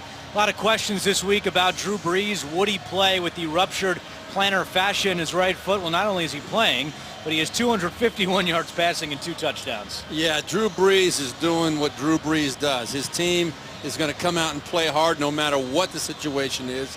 You know, they've got that leadership, they've got that expectation, that standard that they expect out of themselves. They know they're out of the playoffs, but they want to win every time they set foot in the field, and they know how to do it. Steve Tasker, how does Jacksonville get it going offensively in the second half? Well, they got to stay on the field. First of all, they're playing against one of the worst defenses in the National Football League, and they're a team that wants to take another step forward. This is the kind of game they need to win, and it's up to that guy, Blake Bortles, to keep his football team on the field offensively. The defense has got to get some stops against Drew Brees. And this is a game where they have every reason to lay down. They're finally out of the playoffs. They have had a pretty good season up to this point. They've made some improvements, but they can't decide that they're done now. They have to continue to get better. And Gus Bradley is the first guy that will tell them that. Follow your favorite team all season long. Just go to itunes.com/NFL. And if you're just joining us, Jacksonville was still alive to begin the day to win the AFC South, but because of Houston's win over Tennessee earlier, the Jaguars have been eliminated. Jacksonville has not made the playoffs since 2007, 8th straight year without a winning record for the Jaguars. Forbath kicks it away to Nick Marshall. Jacksonville will start with the football here in the second half, and Marshall takes a knee, so Bortles will come out And start this drive at the 20 as we look at the first half numbers, and it was all New Orleans.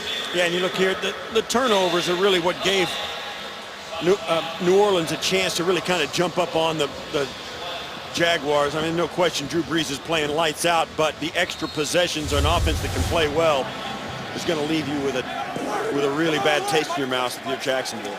Bortles 9 of 14 for 80 yards, 1 touchdown and 2 interceptions in the first half as they start this half on the ground with Denard Robinson.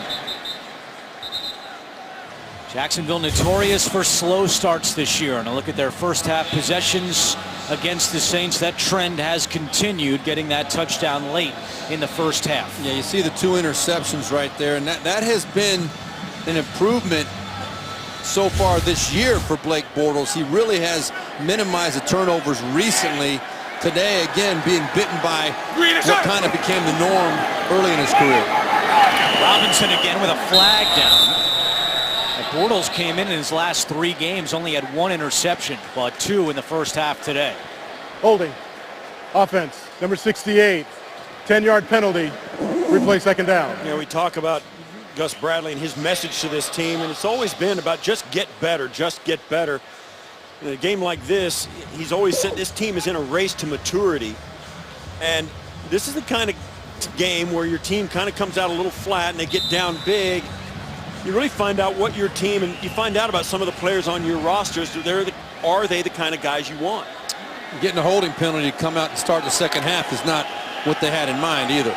That one goes against Zane Beadles, the 6th-year man out of Utah, makes it second down and 18.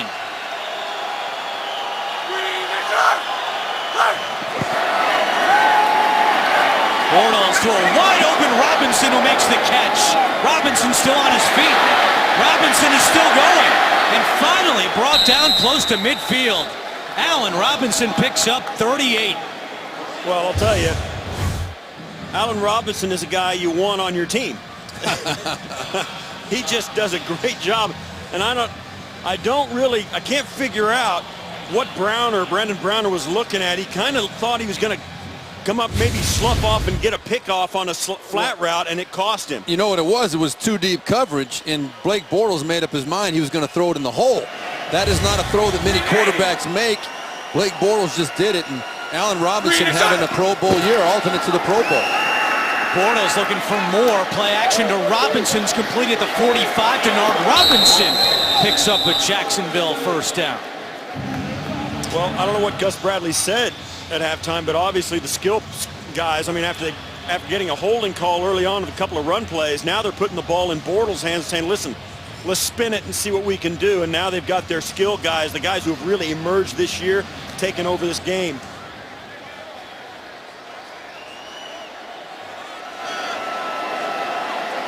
So Jacksonville with 1st and 10 from the New Orleans 38-yard line.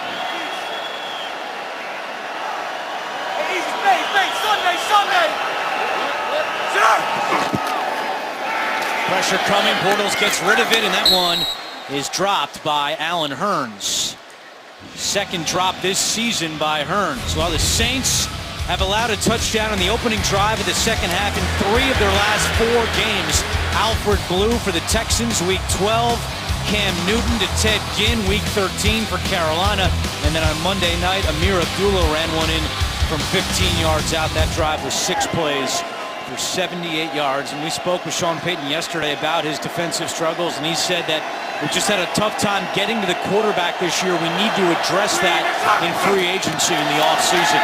That'll be one of their big targets. As Bortles slings it to Lee, he has the Jacksonville touchdown, and Marquise Lee to the 32-yard line. Kyle Wilson on the tackle. This Jacksonville team is going to be set at the wide receiver position for a lot of years. You talk about Marquise Lee, who we see on this one. He's been kind of the forgotten man, and he's the one that really the high hopes were for, the most well-known of all these receivers. But Allen Hurns and Allen Robinson have really established themselves as top-notch receivers, all of them in their second year. 3rd down and 4.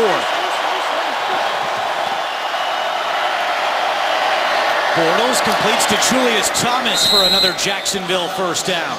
Thomas to the 24-yard line, a gain of 8. Great protection as Bortles had a chance to go from both sides of the field. Watch his eyes. His helmet's off to the left. He'll go down in the center, and then stays with it. Actually, just goes right out and hits Thomas right on the numbers.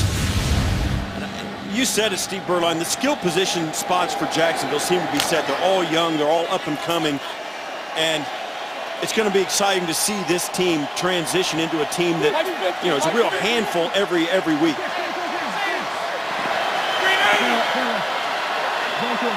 Thomas, the motion man with 2 on the play clock. Bortles out of the shotgun. Bortles over the middle, another completion for Blake Bortles. That's Allen Robinson, who, as Steve Berline mentioned, named a Pro Bowl alternate this week. 8 wide receivers make the Pro Bowl, and there's a good chance that Robinson will still end up there. Last year, 5 of the 8 receivers backed out. So Robinson named a first alternate, and he hopes to get there. He would be the first Jaguars Pro Bowl wide receiver since Jimmy Smith in 2002. Well, he leads the NFL in touchdown receptions, as well as being well over 1,000 yards coming into this game. So he's got the resume for the season. 2nd and 3. Denard Robinson left side. Robinson with a first down. Robinson down at the 10. So a great start to this half for the Jacksonville offense. And offensive coordinator Greg Olsen. Whatever Greg Olsen and Gus Bradley said or did at halftime in that locker room, it's a different team that's come out to play the second half. And Greg Olsen was Drew Brees' quarterback coach at Purdue. In fact, Olsen was instrumental in recruiting Drew Brees to Purdue. They have a great relationship, and they embraced pregame and had a nice chat on the field here at the Superdome. 1st and goal for Jacksonville. Bortles in trouble, spins away from Jordan. Bortles dumps it to Robinson, who dropped it. 2nd drop today for Denard Robinson. Yeah. It's 2nd and goal. 2nd drop today, and with a fumble as well. I mean, this is one of the things that's plagued him, and this is, you know, great job by Bortles. First of all, senses the protection and keeps the play alive, and this is why I think he's got a bright future. He extends plays and he puts this ball right on the money, and there's no excuse for not catching that if you're Denard Robinson. Those are the kind of plays you got to make. Sean Payton had a great line about Bortles this week. He scrambles to throw. He doesn't scramble to run. Reminds him a lot of Ben Roethlisberger and the Steelers. 2nd and goal. Robinson on the carry. He is stuffed at the 6-yard line. Stephon Anthony, one of the first to get there for the Saints. On that note, Andrew, the Blake Bortles, Ben Roethlisberger comparison, I've said from day one that the resemblance in size, you know, Bortles is 6'5", 245 pounds, very similar in size to Ben Roethlisberger. Both of them very mobile for big men, strong arms. They like to extend plays. A lot of similarities. Keep an eye here on Allen Robinson. He leads the NFL in red zone touchdown receptions with 12.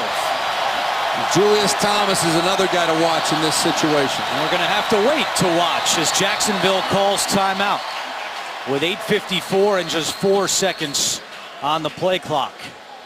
The 11th play of the drive when we come back to New Orleans. Bortles had 80 yards passing in the first half, 71 on this drive, but Jacksonville staring at 3rd and goal.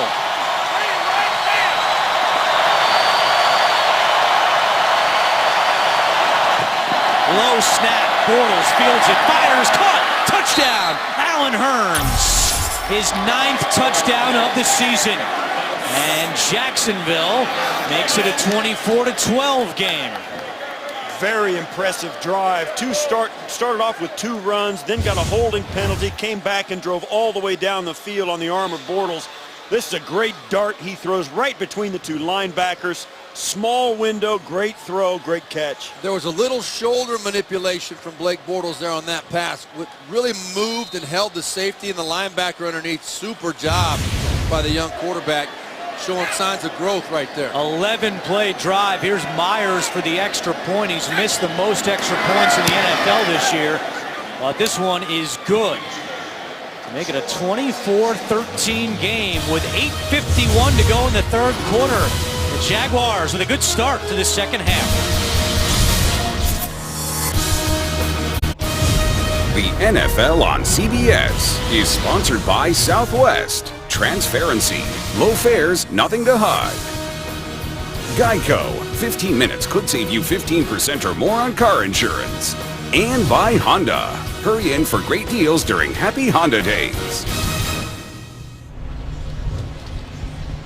Back in New Orleans, Allen Hurns, a 6-yard touchdown to cap an 11-play, 80-yard drive.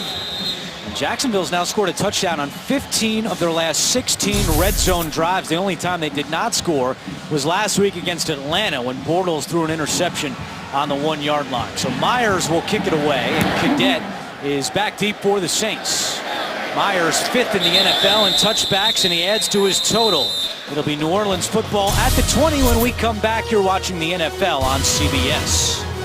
Allen Hurns now tied for the most career receiving touchdowns in the first 2 seasons of a career by an undrafted player. He's tied with Antonio Gates and former New York Giant Bobby Johnson. With 3 more receiving yards, Hurns would pass Wayne Corbett, the former Jet, for the most receiving yards by an undrafted player in his first 2 seasons. The touchdown makes it 24-13. Drew Brees with his first drive of the second half, and his pass is deflected and nearly intercepted. The night before Super Bowl 50, the NFL salutes the best players and plays of the season in a primetime star-studded football and entertainment special, NFL Honors. It's Saturday, February 6th, only on CBS. Brees is 14 of 23 for 251 yards and 2 touchdowns. He started 11 for 14. He's 3 of his last 9, but completes this one to Hill, who's stuffed by Posluszny. As we take a look at the Saints' first half possessions, and got off to a hot start with 3 touchdowns on their first 3 drives. Pretty much a perfect start for the Saints. You can see A 98-yard drive is impressive. Yeah, only 1 punt in the first half. So Paul Posluszny making that last tackle. We met with him week 2. He said, yeah, I'm getting a little older. My body's starting to hurt a little bit. And we asked him yesterday, how you feeling? He goes, other than a broken right hand, I feel great. On 3rd down, Brees completes that one. And it's a first down for Brandon Coleman. Nick Marshall on the tackle. And it appeared that Posluszny was trying to get a timeout called. Right before that snap, it wasn't granted to him. Well, I don't know that Posluszny's been using his hands to make defensive signals, and one of the signals he's been making and yelling smash with looks like a timeout, but because he's got a club on his hand, he can't tell if it's the yeah. That's the same thing he's been doing to make a defensive call, and it looks like a timeout with that club on his hand. That's a great point. He's wearing that cast and had trouble getting the timeout in. Saints go back to the ground with Tim Hightower. We talked to Posluszny about the problems that club makes for him. He said really the biggest problem is getting off blocks. He can't grab anything to help him get leverage on a blocker. He didn't really think about having a hard time calling a timeout. Yeah, so much of playing linebacker is getting into an offensive lineman or a running back and shaking and throwing him off you so you can get to the ball. Saints with another run here, and it's Hightower out to midfield. A first down for New Orleans.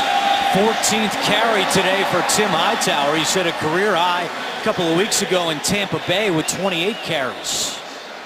And the most carries anybody for the Saints has had over the last 10 years has been Mark Ingram with 30. Tim Hightower hit 28 a few weeks back.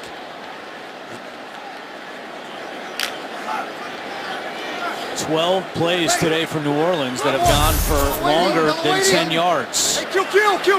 Hey, 1, 5-0, 5-0, 5-0. 52. Yep. Ready? What's up? Brees to Coleman again.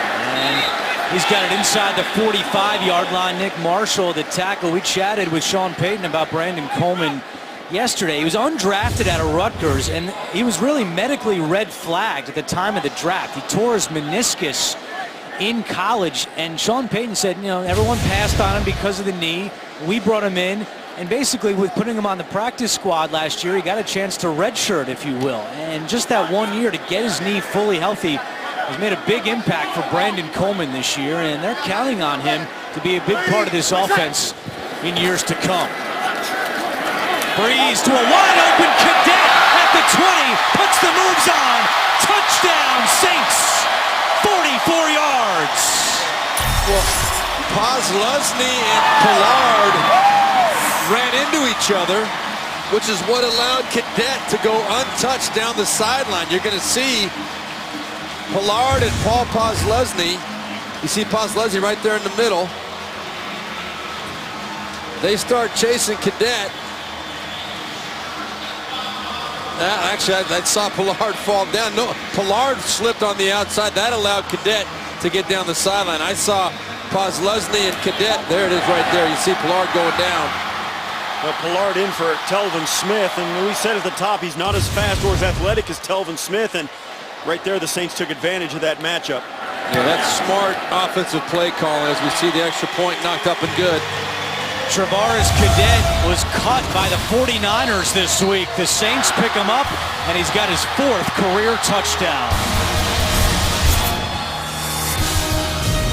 The NFL on CBS is sponsored by Cialis and by Domino's. Order online at Domino's.com.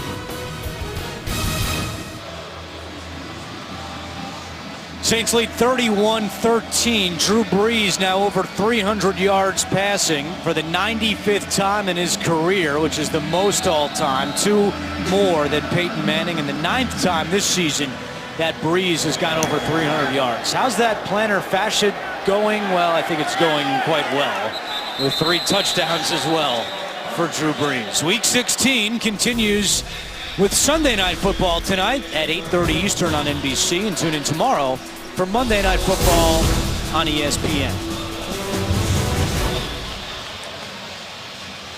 Drew Brees said he woke up Tuesday morning and was in a ton of pain, and basically just said he had to convince himself he was going to play. He knew that if he let the pain take over, he wouldn't be out there, and that was certainly much of the talk this week. Would Brees play? Who would be the quarterback, Matt Flynn or Garrett Grayson?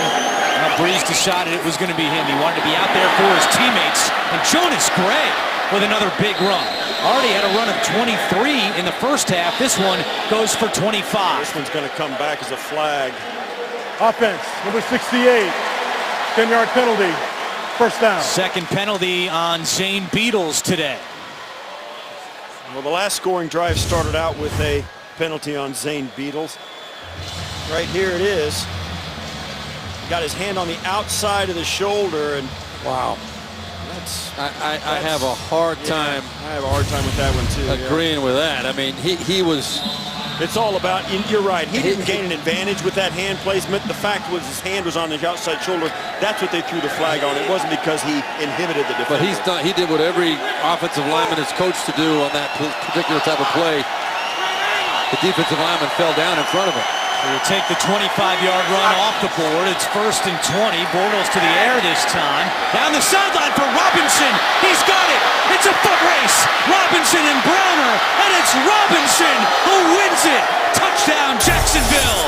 His 14th touchdown of the season. They were hand fighting all the way down. And I think Robinson got away with a little bit of a push-off, but that's an art in and of itself. I mean, we both know receivers very good at that. You're going to watch a great release by Robinson. There's Browner, got a handful. They're hand fighting, and called, and then I don't know. I think that's a good no call. Browner could have been called for a jersey grab and wasn't. I think Robinson's fine on that. I agree with you. I think it could have been called, and I wouldn't have been surprised to see it called either way. But to me, it's just good football. A heck of a play by a spectacular young wide receiver. It took the replay for me to think there was not contact, but you're right. I mean, Robinson did a great job on that. Browner could have been called early, but that's one of those ticky-tack calls. Right. That's a good no call by the officials. That's playing football. That's playing football. And what a play. So now Jacksonville will go for 2 again. They failed in the first half. They are 0 for 3 on 2-point conversions this season.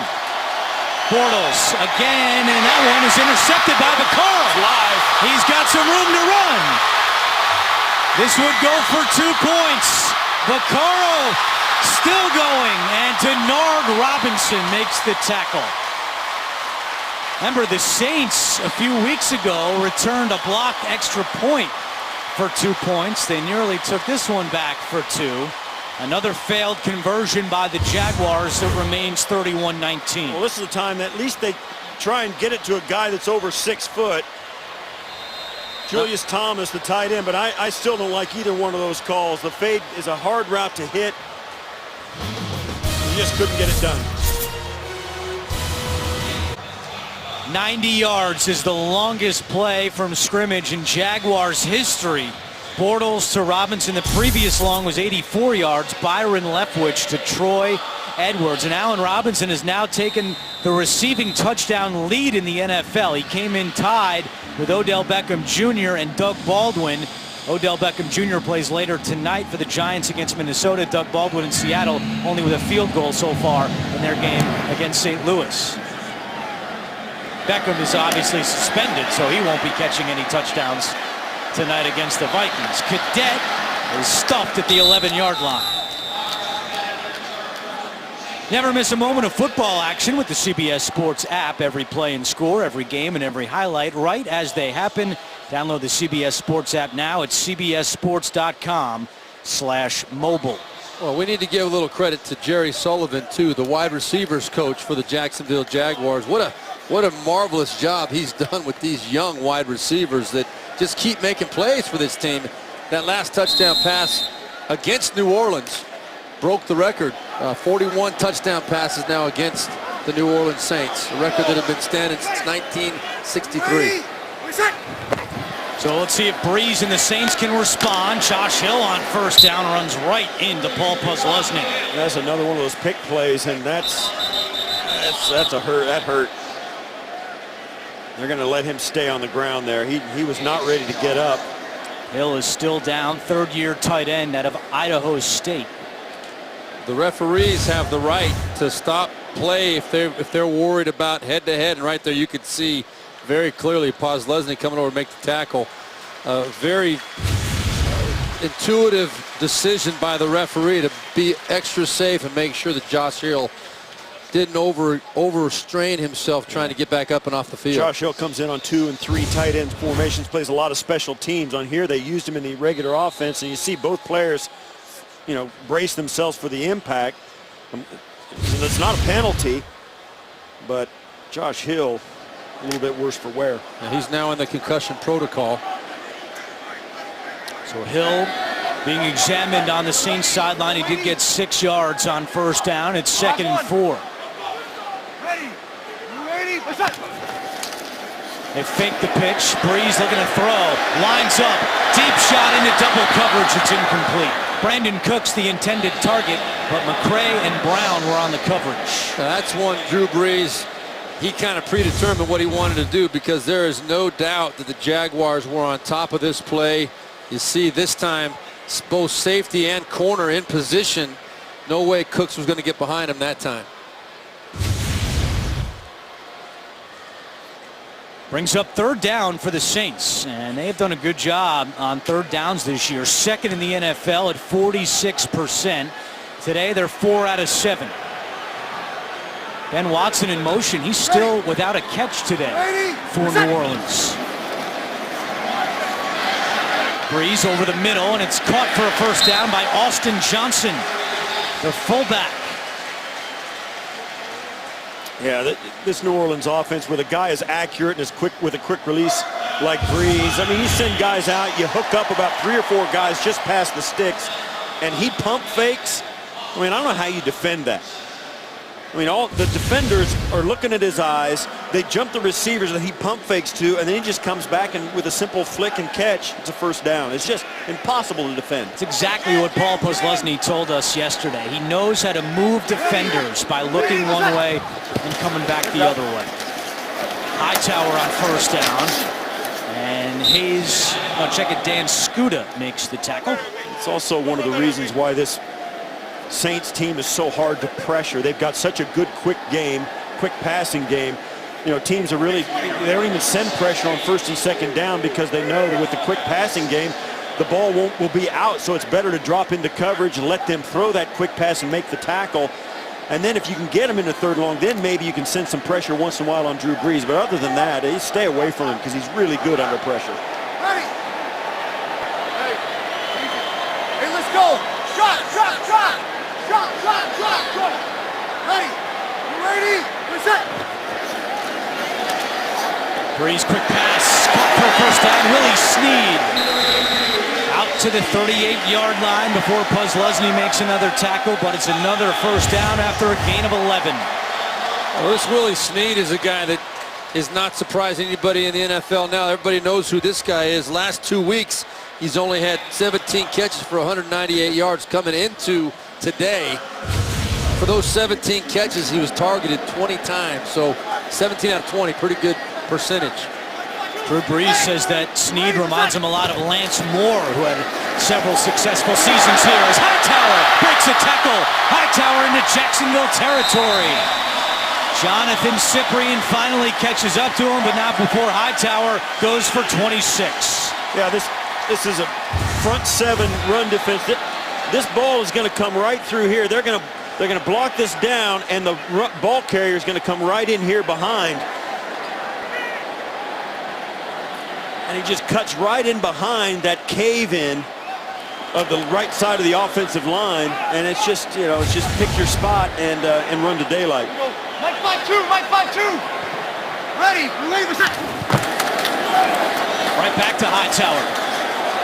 Met at the line of scrimmage and pushed back with 70 seconds remaining here in the third quarter. Well, this is a Jaguars team that coming into this game defensively ranked third as far as yards per carry, giving up only 3.55 yards a carry, but we've seen a lot of gapers against this defense so far where the Saints have just been able to create seams and big play opportunities for Hightower. Gapers? I like that. I knew exactly what you meant. I was with you. Ready. Reset. Quick pass to Cooks. And we're going to go quickly back to New York. An NFL Today update with JB and Bart Scott. Arizona playing like it wants a first-round bye. Oh, Kareem Martin's going to beat Josh Walker, get the sack on, and Corey Reddy picks it up and takes it in 36 yards. A stiff arm on Eddie Lacy takes it in, and the best thing about a big man score is a big man celebration. To be the man, you got to beat the man. Woo! Arizona up 31-0. Steve Tasker would have caught him. Back to Andrew Catalon, Steve Tasker, and Steve Berline. But I wouldn't have been able to tackle him. Arizona with a win clinches a first-round bye. That's the end of the third quarter. Saints lead 31-19. We'll return to New Orleans after this message and a word from your local station. You're watching the NFL on CBS. Start of the fourth quarter at the Superdome, and the Saints, who have lost 9 of their last 12 home games, holding on to a 31-19 lead over the Jaguars. With Steve Tasker and Steve Berline, I'm Andrew Catalon, our entire NFL on CBS crew. And to start this quarter, Drew Brees and the Saints offense looking at 3rd down and 9. Well, you're right, Andrew. Sean Payton, 3-4 this year. They need to get the win to prevent the 3rd losing season under his tenure here at home. From here, it would be a 53-yard field goal. Certainly not what Brees is thinking in the shotgun on 3rd and 9. Pressure coming from Colvin. Brees gets rid of it and completes it to Brandon Coleman. Colvin on the blitz. Coleman with the catch. First down, Saints. Well, we've talked about Coleman, but you see Brees, and we said it. I mean, the guy is just really good under pressure. He gets rid of the football, avoids the hit, and this catch by Coleman, I mean, you have no idea. That guy is 6'6". I mean, he is tall. He's a big, big receiver, and Saints fans are going to love him for a long time, and he has got a bright future. I was really impressed watching him practice, and I've really been impressed watching him play here live. Ready. Ball spotted at the 25-yard line. Hightower having a nice afternoon. That brings him to 86 yards rushing on the day. Yeah, he's been a nice addition to this offense. The disappointment with C.J. Spiller and his lack of ability to really stay on the field and be a part of this offense. The injury to Mark Ingram, finding a guy like Hightower to step up and really solidify that bell cow kind of tailback mentality that every coach would like to have. Very nice luxury to add to this offense. If you're just joining us, C.J. Spiller, a healthy scratch today by Sean Payton and the Saints. Breeze comes back the other way, and somehow it's caught.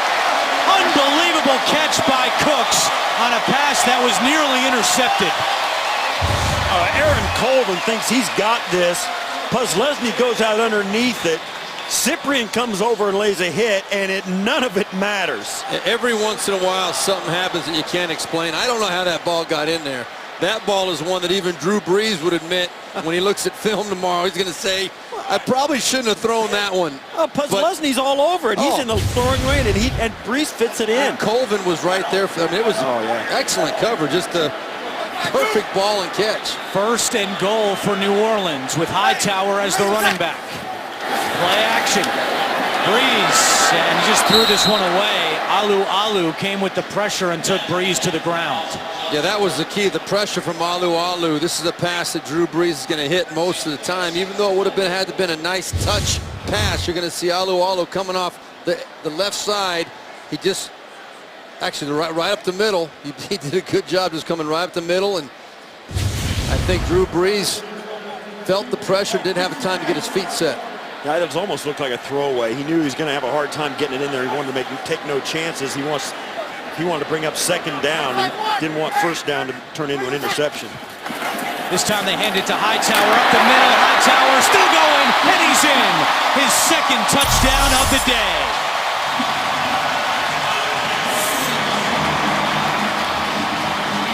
You're going to see Hightower get a little extra help at the end. It was a great run. He got to the 1-yard line.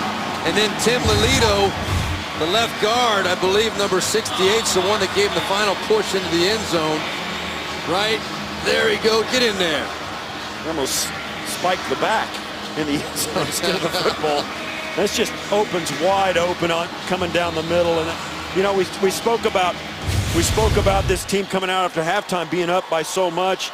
It was going to be important if Jacksonville wanted to get back into it, they had to get a stop. They have not been able to stop this offense. Forbath with the extra point, and Tim Hightower's incredible story continues. He was out of football for 3 years because of a knee injury. He's back, and he's made a big impact for the Saints. New Orleans has 4 scoring drives today of 80 yards or more. That one went for 88. And it gives the Saints a 38-19 lead. Jacksonville's the only team in the NFL this year to score 50 points in a game and also give up 50 points in a game. And New Orleans is on their way with 38 as Marshall takes a knee. We want to send out our heartfelt condolences to the family of Jerry Romig. He died Wednesday at the age of 86. He was the PA voice of the Saints for 44 years. He's a member of the Louisiana Sports Hall of Fame. He retired 2 years ago, and his son Mark has taken over that role as the PA voice here at the Superdome. Had a chance to talk with Mark before the game and told me they had a wonderful, touching funeral for his father yesterday, and his mom was home watching the game. We certainly want to send our condolences to her as well. First down for Jacksonville, and they'll begin this drive on the ground with Jonas Gray. One of the things we were talking about in the break, Steve Berline, is, you know, as good as Jacksonville's offense has played in the second half, it's going to be irrelevant if their defense can't start to stop New Orleans Saints. I mean, and they have not. It's hard to make up ground if you're not stopping the other team. So the math just doesn't work. Jacksonville really playing well offensively. Now, since that second interception, Bortles 11 of 14, 214 yards and 3 touchdowns. And they need more here. They get it to Mercedes Lewis, which is his first catch today. And it moves the chains for Jacksonville. David Hawthorne and Stephon Anthony make the tackle. We talked about Bortles and the things that he's done better. I mean, this year, I mean, we talked about it. 64 pass plays coming into today of 20-plus yards. That's #1 in the league. He's a big play quarterback. He loves throwing the football down. He doesn't get scared off by it. And, of course, with these young receivers, hey, why not?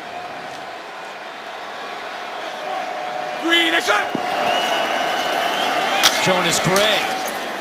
And Bobby Richardson, one of the first there for the Saints. Well, let's take a look. Bortles through his first 2 years and Drew Brees through his first 2 years. Break it down to 27 career starts, and the numbers are pretty similar. Yeah, not a whole lot of difference there.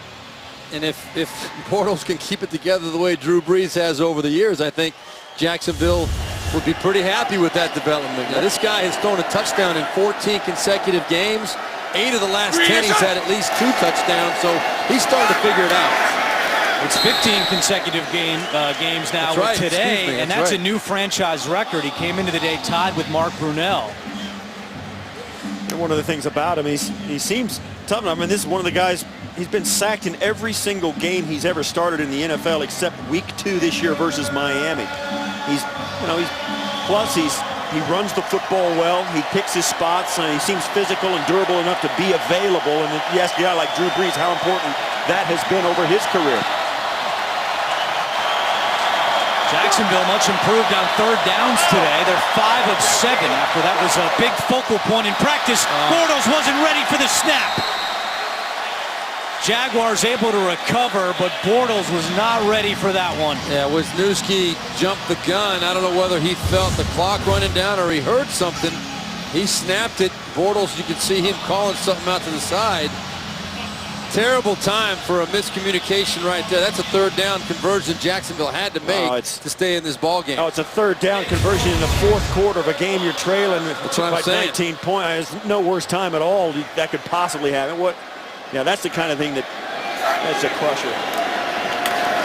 So Brian Anger will punt it. High spiraling kick. Fair catch called for by Jairus Byrd at the 15-yard line. So after showing some improvement on third downs, there's this for Jacksonville. You're watching the NFL on CBS. The NFL on CBS is sponsored by Straight Talk Wireless. Best phones, best networks, half the cost. Nationwide. Nationwide is on your side. And by TD Ameritrade.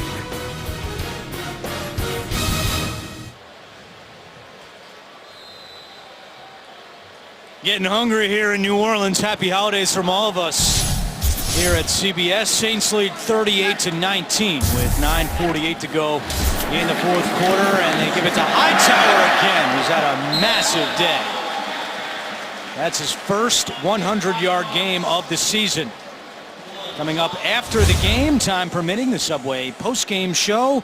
Join JB, Tony, Bart Boomer, and Coach Cower for all the latest NFL scores and highlights. It's all coming up on the Subway post-game show. Not only the first 100-yard game this season for Hightower, his first since December of 2010. It's been a long time. It's been a while. Nice drink of water after a long dry spell.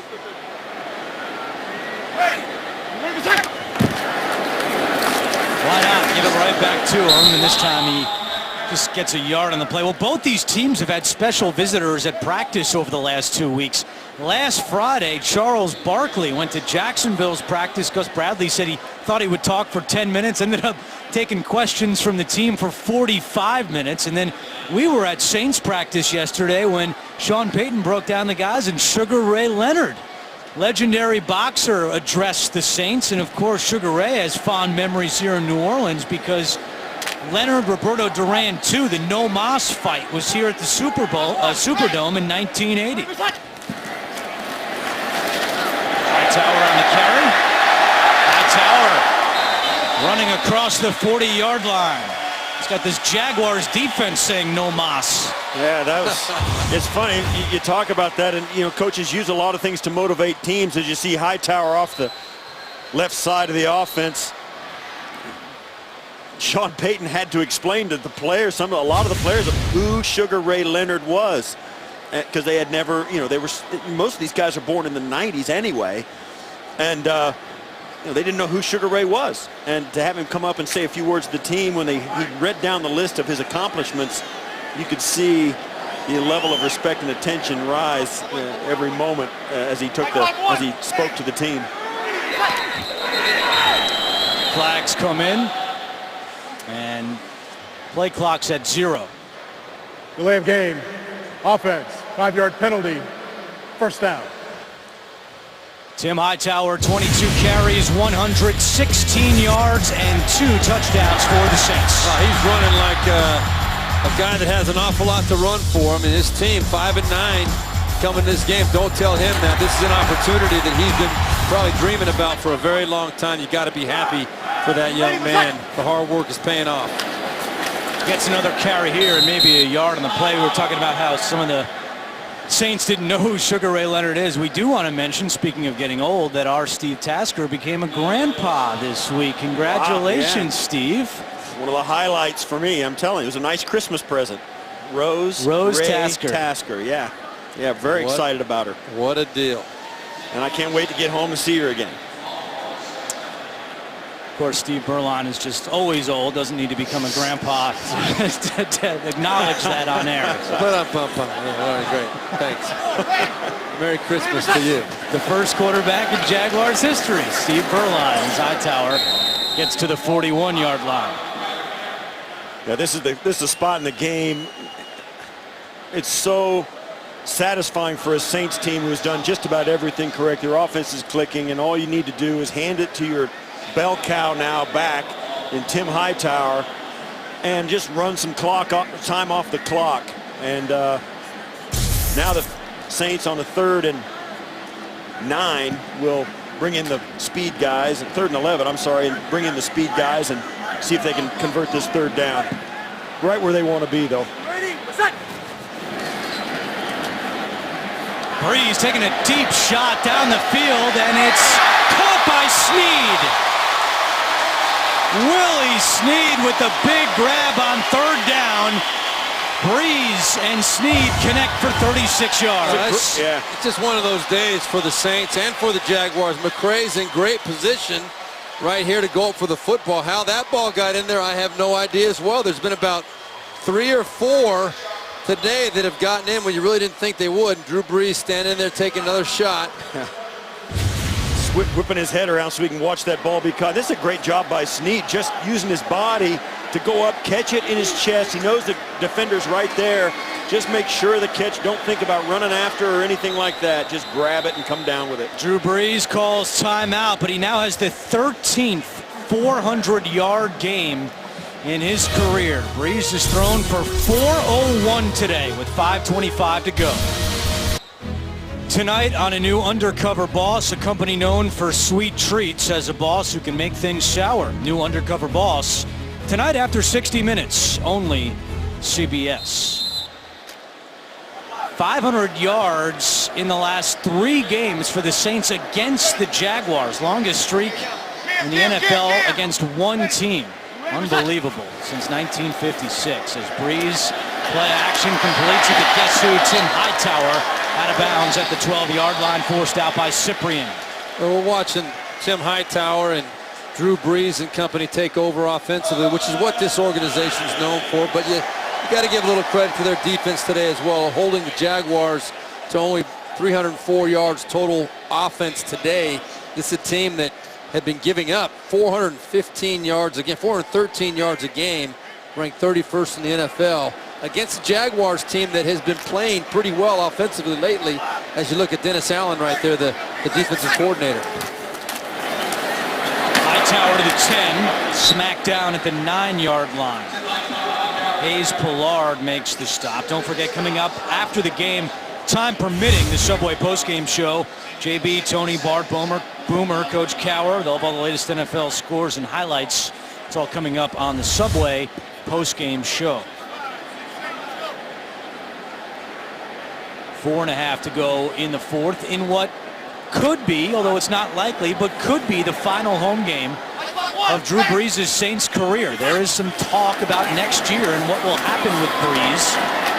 It's the final year of his contract, and he's due $20 million. It would be a $30 million cap hit, which would be the largest in NFL history, and many people expect they'll restructure that cap and give him an extension, but it's not out of the realm of possibilities that this could be his final home game. Yeah, I'll tell you, I don't expect that to happen. Good owners, good coaches don't let good quarterbacks go.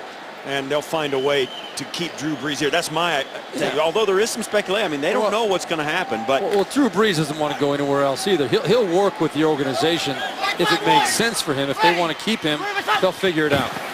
On 3rd and 2. And great pursuit by the Jaguars, getting in the backfield. Tyson Alualu, who's playing in his 95th straight game today. That's the 5th longest streak in franchise history. Makes that tackle. It's 4th down. You're right. I mean, and when push comes to shove, Drew Brees is going absolutely nowhere here in New Orleans. I mean, it is a precarious situation. It is an enormous cap hit, and there's no question they're going to try to do something better. But even if Drew Brees were not a great guy and didn't want to work with the organization, they're going to give him the money. They can't let him out the door. Well, here's the only thing. In my opinion. They have $154 million in cap obligations next year. That's the 2nd most in the NFL behind Miami. So they have a lot of decisions that they have to make, and a lot of it's going to be on Brees to try to help out in that department. Well, you talk about the hit, and you obviously need a lot of players, a lot of holes to fill, especially defensively. You know, you're going to have some money to bring in those type of free agents, so you have to structure restructure contracts like Brees and get your veteran players to kind of go along with the plan. So after the timeout by the Saints, Forbath will come out to attempt a field goal with 2:53 to go. Brees will turn 37 years old next month. 28-yard attempt for Forbath, who joined the Saints in Week 7 after he was cut Week 1 by Washington, and it's blocked by Jacksonville. Goes out of bounds at the 13-yard line. So the Jags are able to block that kick, and they'll get the ball back with 2:47 to go. Special teams coming up big for Jacksonville, hoping for a late rally here in New Orleans. The NFL on CBS is sponsored by National Mortgage Lender Quicken Loans, home buy, refi, power, and by Verizon. Better matters.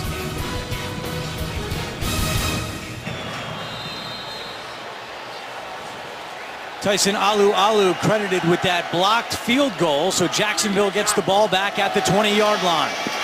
Bortles to the air on 1st down to Denard Robinson, and he gets 5 yards on the catch, and now Jacksonville will run some no huddle. They do have 2 timeouts remaining.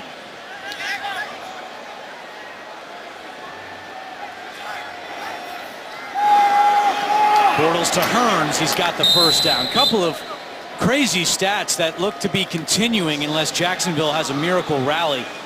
In their last 15 road games, they came in with just 1 win. So they'll go to 1-15 in their last 16 road games as Bortles pump fakes, takes a deep shot down the sideline, and it's incomplete. Was looking for Marquise Lee. Also, in their last 16 games against the NFC, now 17 with the Saints, just 1 win. They have 1 win against the conference in the last 4 years. That win was last year against the Giants. This was a shot right there where Blake Bortles had a chance to get Marquise Lee over the top. Bortles got a little bit caught up in trying to pump fake the other way and underthrew that one. That could have been a quick strike again. But yeah, the struggles Jacksonville has had against the NFC and in particular the NFC South this year, it doesn't get much worse than that. About to go 0-4 against the NFC South this year. 2-minute warning in New Orleans. On CBS begins with a special edition of 60 Minutes, a collection of memorable mob stories, followed by a new undercover boss and CSI, only CBS. Very quickly, want to wish our AD Brian Jagoda a very happy 33rd birthday. We call him Jags, and he's having a better day than these Jags. They trail 38-19, 2 minutes to go. Bortles out of the shotgun to Allen Robinson, and Robinson out of bounds at the 44-yard line. Bortles closing in on 300 yards. He's 21 of 29 for 284. Jaguars will play Week 17 at Houston in a game that could be very meaningful for the Texans. There's a chance they could clinch the division tomorrow night with a Cincinnati win, but if not, Houston will have something to play for next week against the Jaguars. That pass is complete inside the 40 to Allen Hurns. A gain of 17, and that puts Bortles over 300 yards. You know, the thing about Gus Bradley and his team as they go no huddle is the fact that these challenges don't discourage them. Denard Robinson makes the catch and gets to the 30-yard line. Gus Bradley is all about using them to get better, and it's just about getting his team to be motivated in the right way and not to be discouraged by things when things go badly.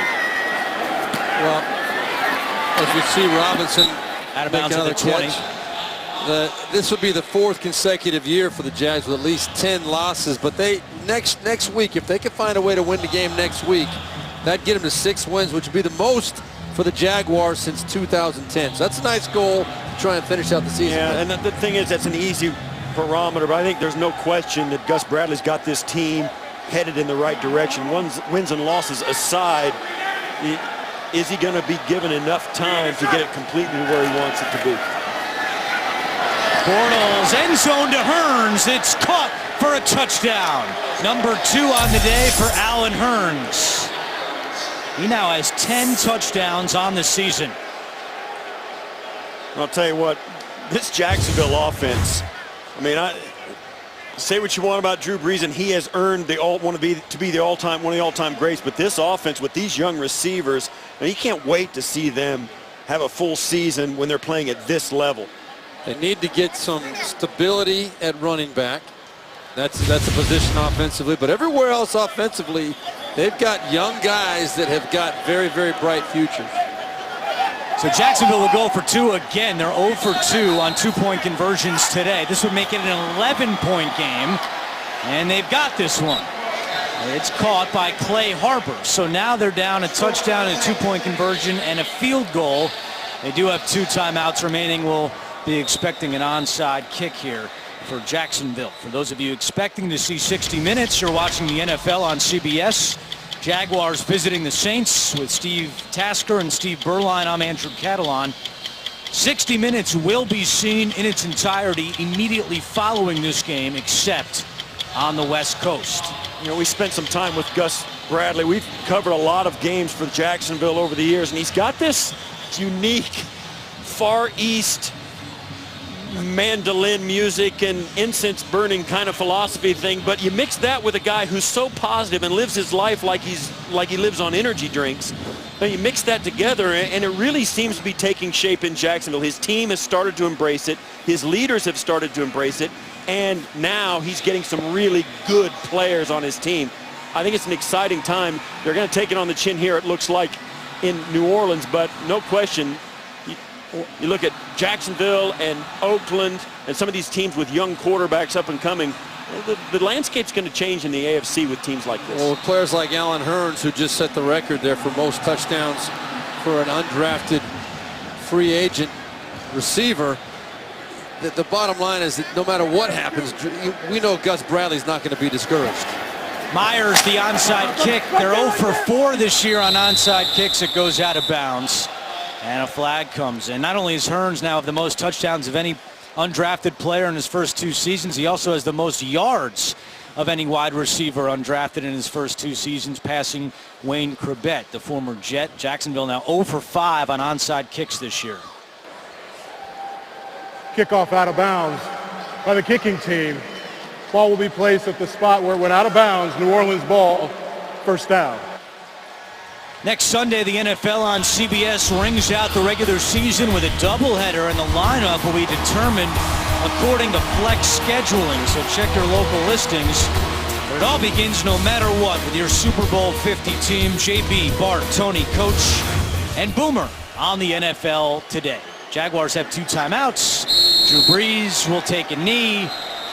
And Jacksonville has called timeout with 1:10 to go. So Gus Bradley not going down yet. Well, on the other side, Drew Brees, you look at the stretch he's put together here with Sean Payton, pretty unbelievable. Second in the NFL in points over that span.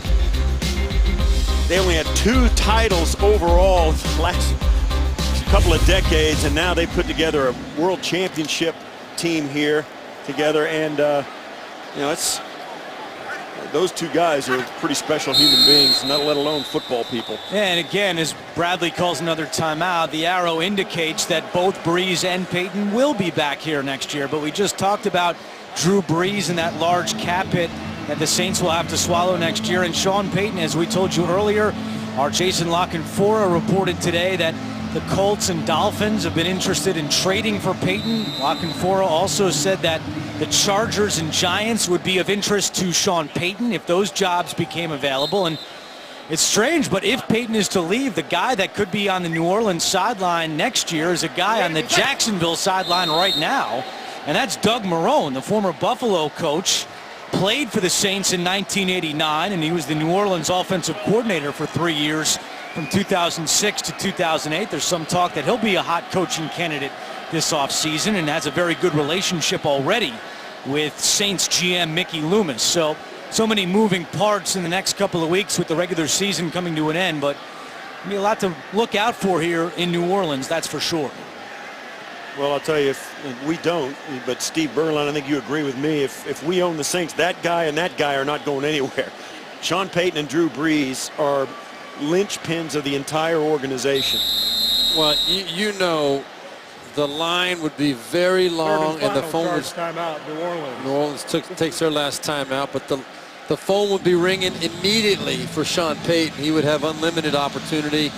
Drew Brees, a little different story because of where he's at in his career and the amount of money it would take to bring him in.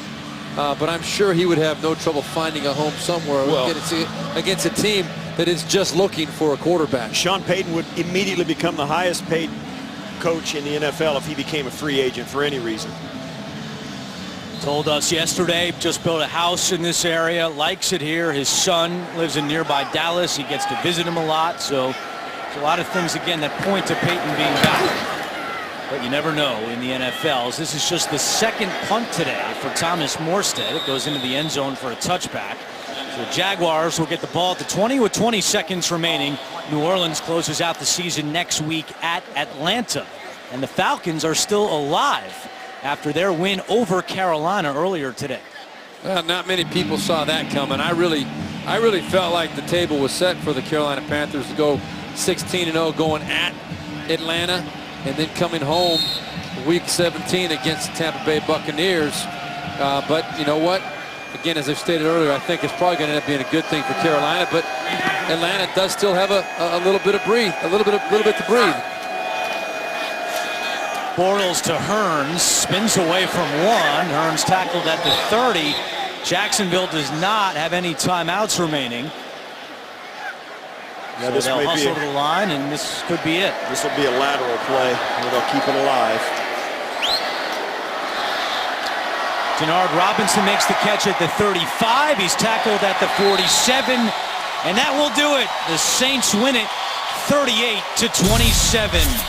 Tonight on CBS begins with a special edition of 60 Minutes, followed by a new Undercover Boss and CSI, only CBS. For Steve Tasker, Steve Berline, this is Andrew Catalon saying so long from New Orleans. Once again, the Saints beat the Jaguars 38-27. You have been watching the NFL on CBS, home of Super Bowl 50. So long from New Orleans.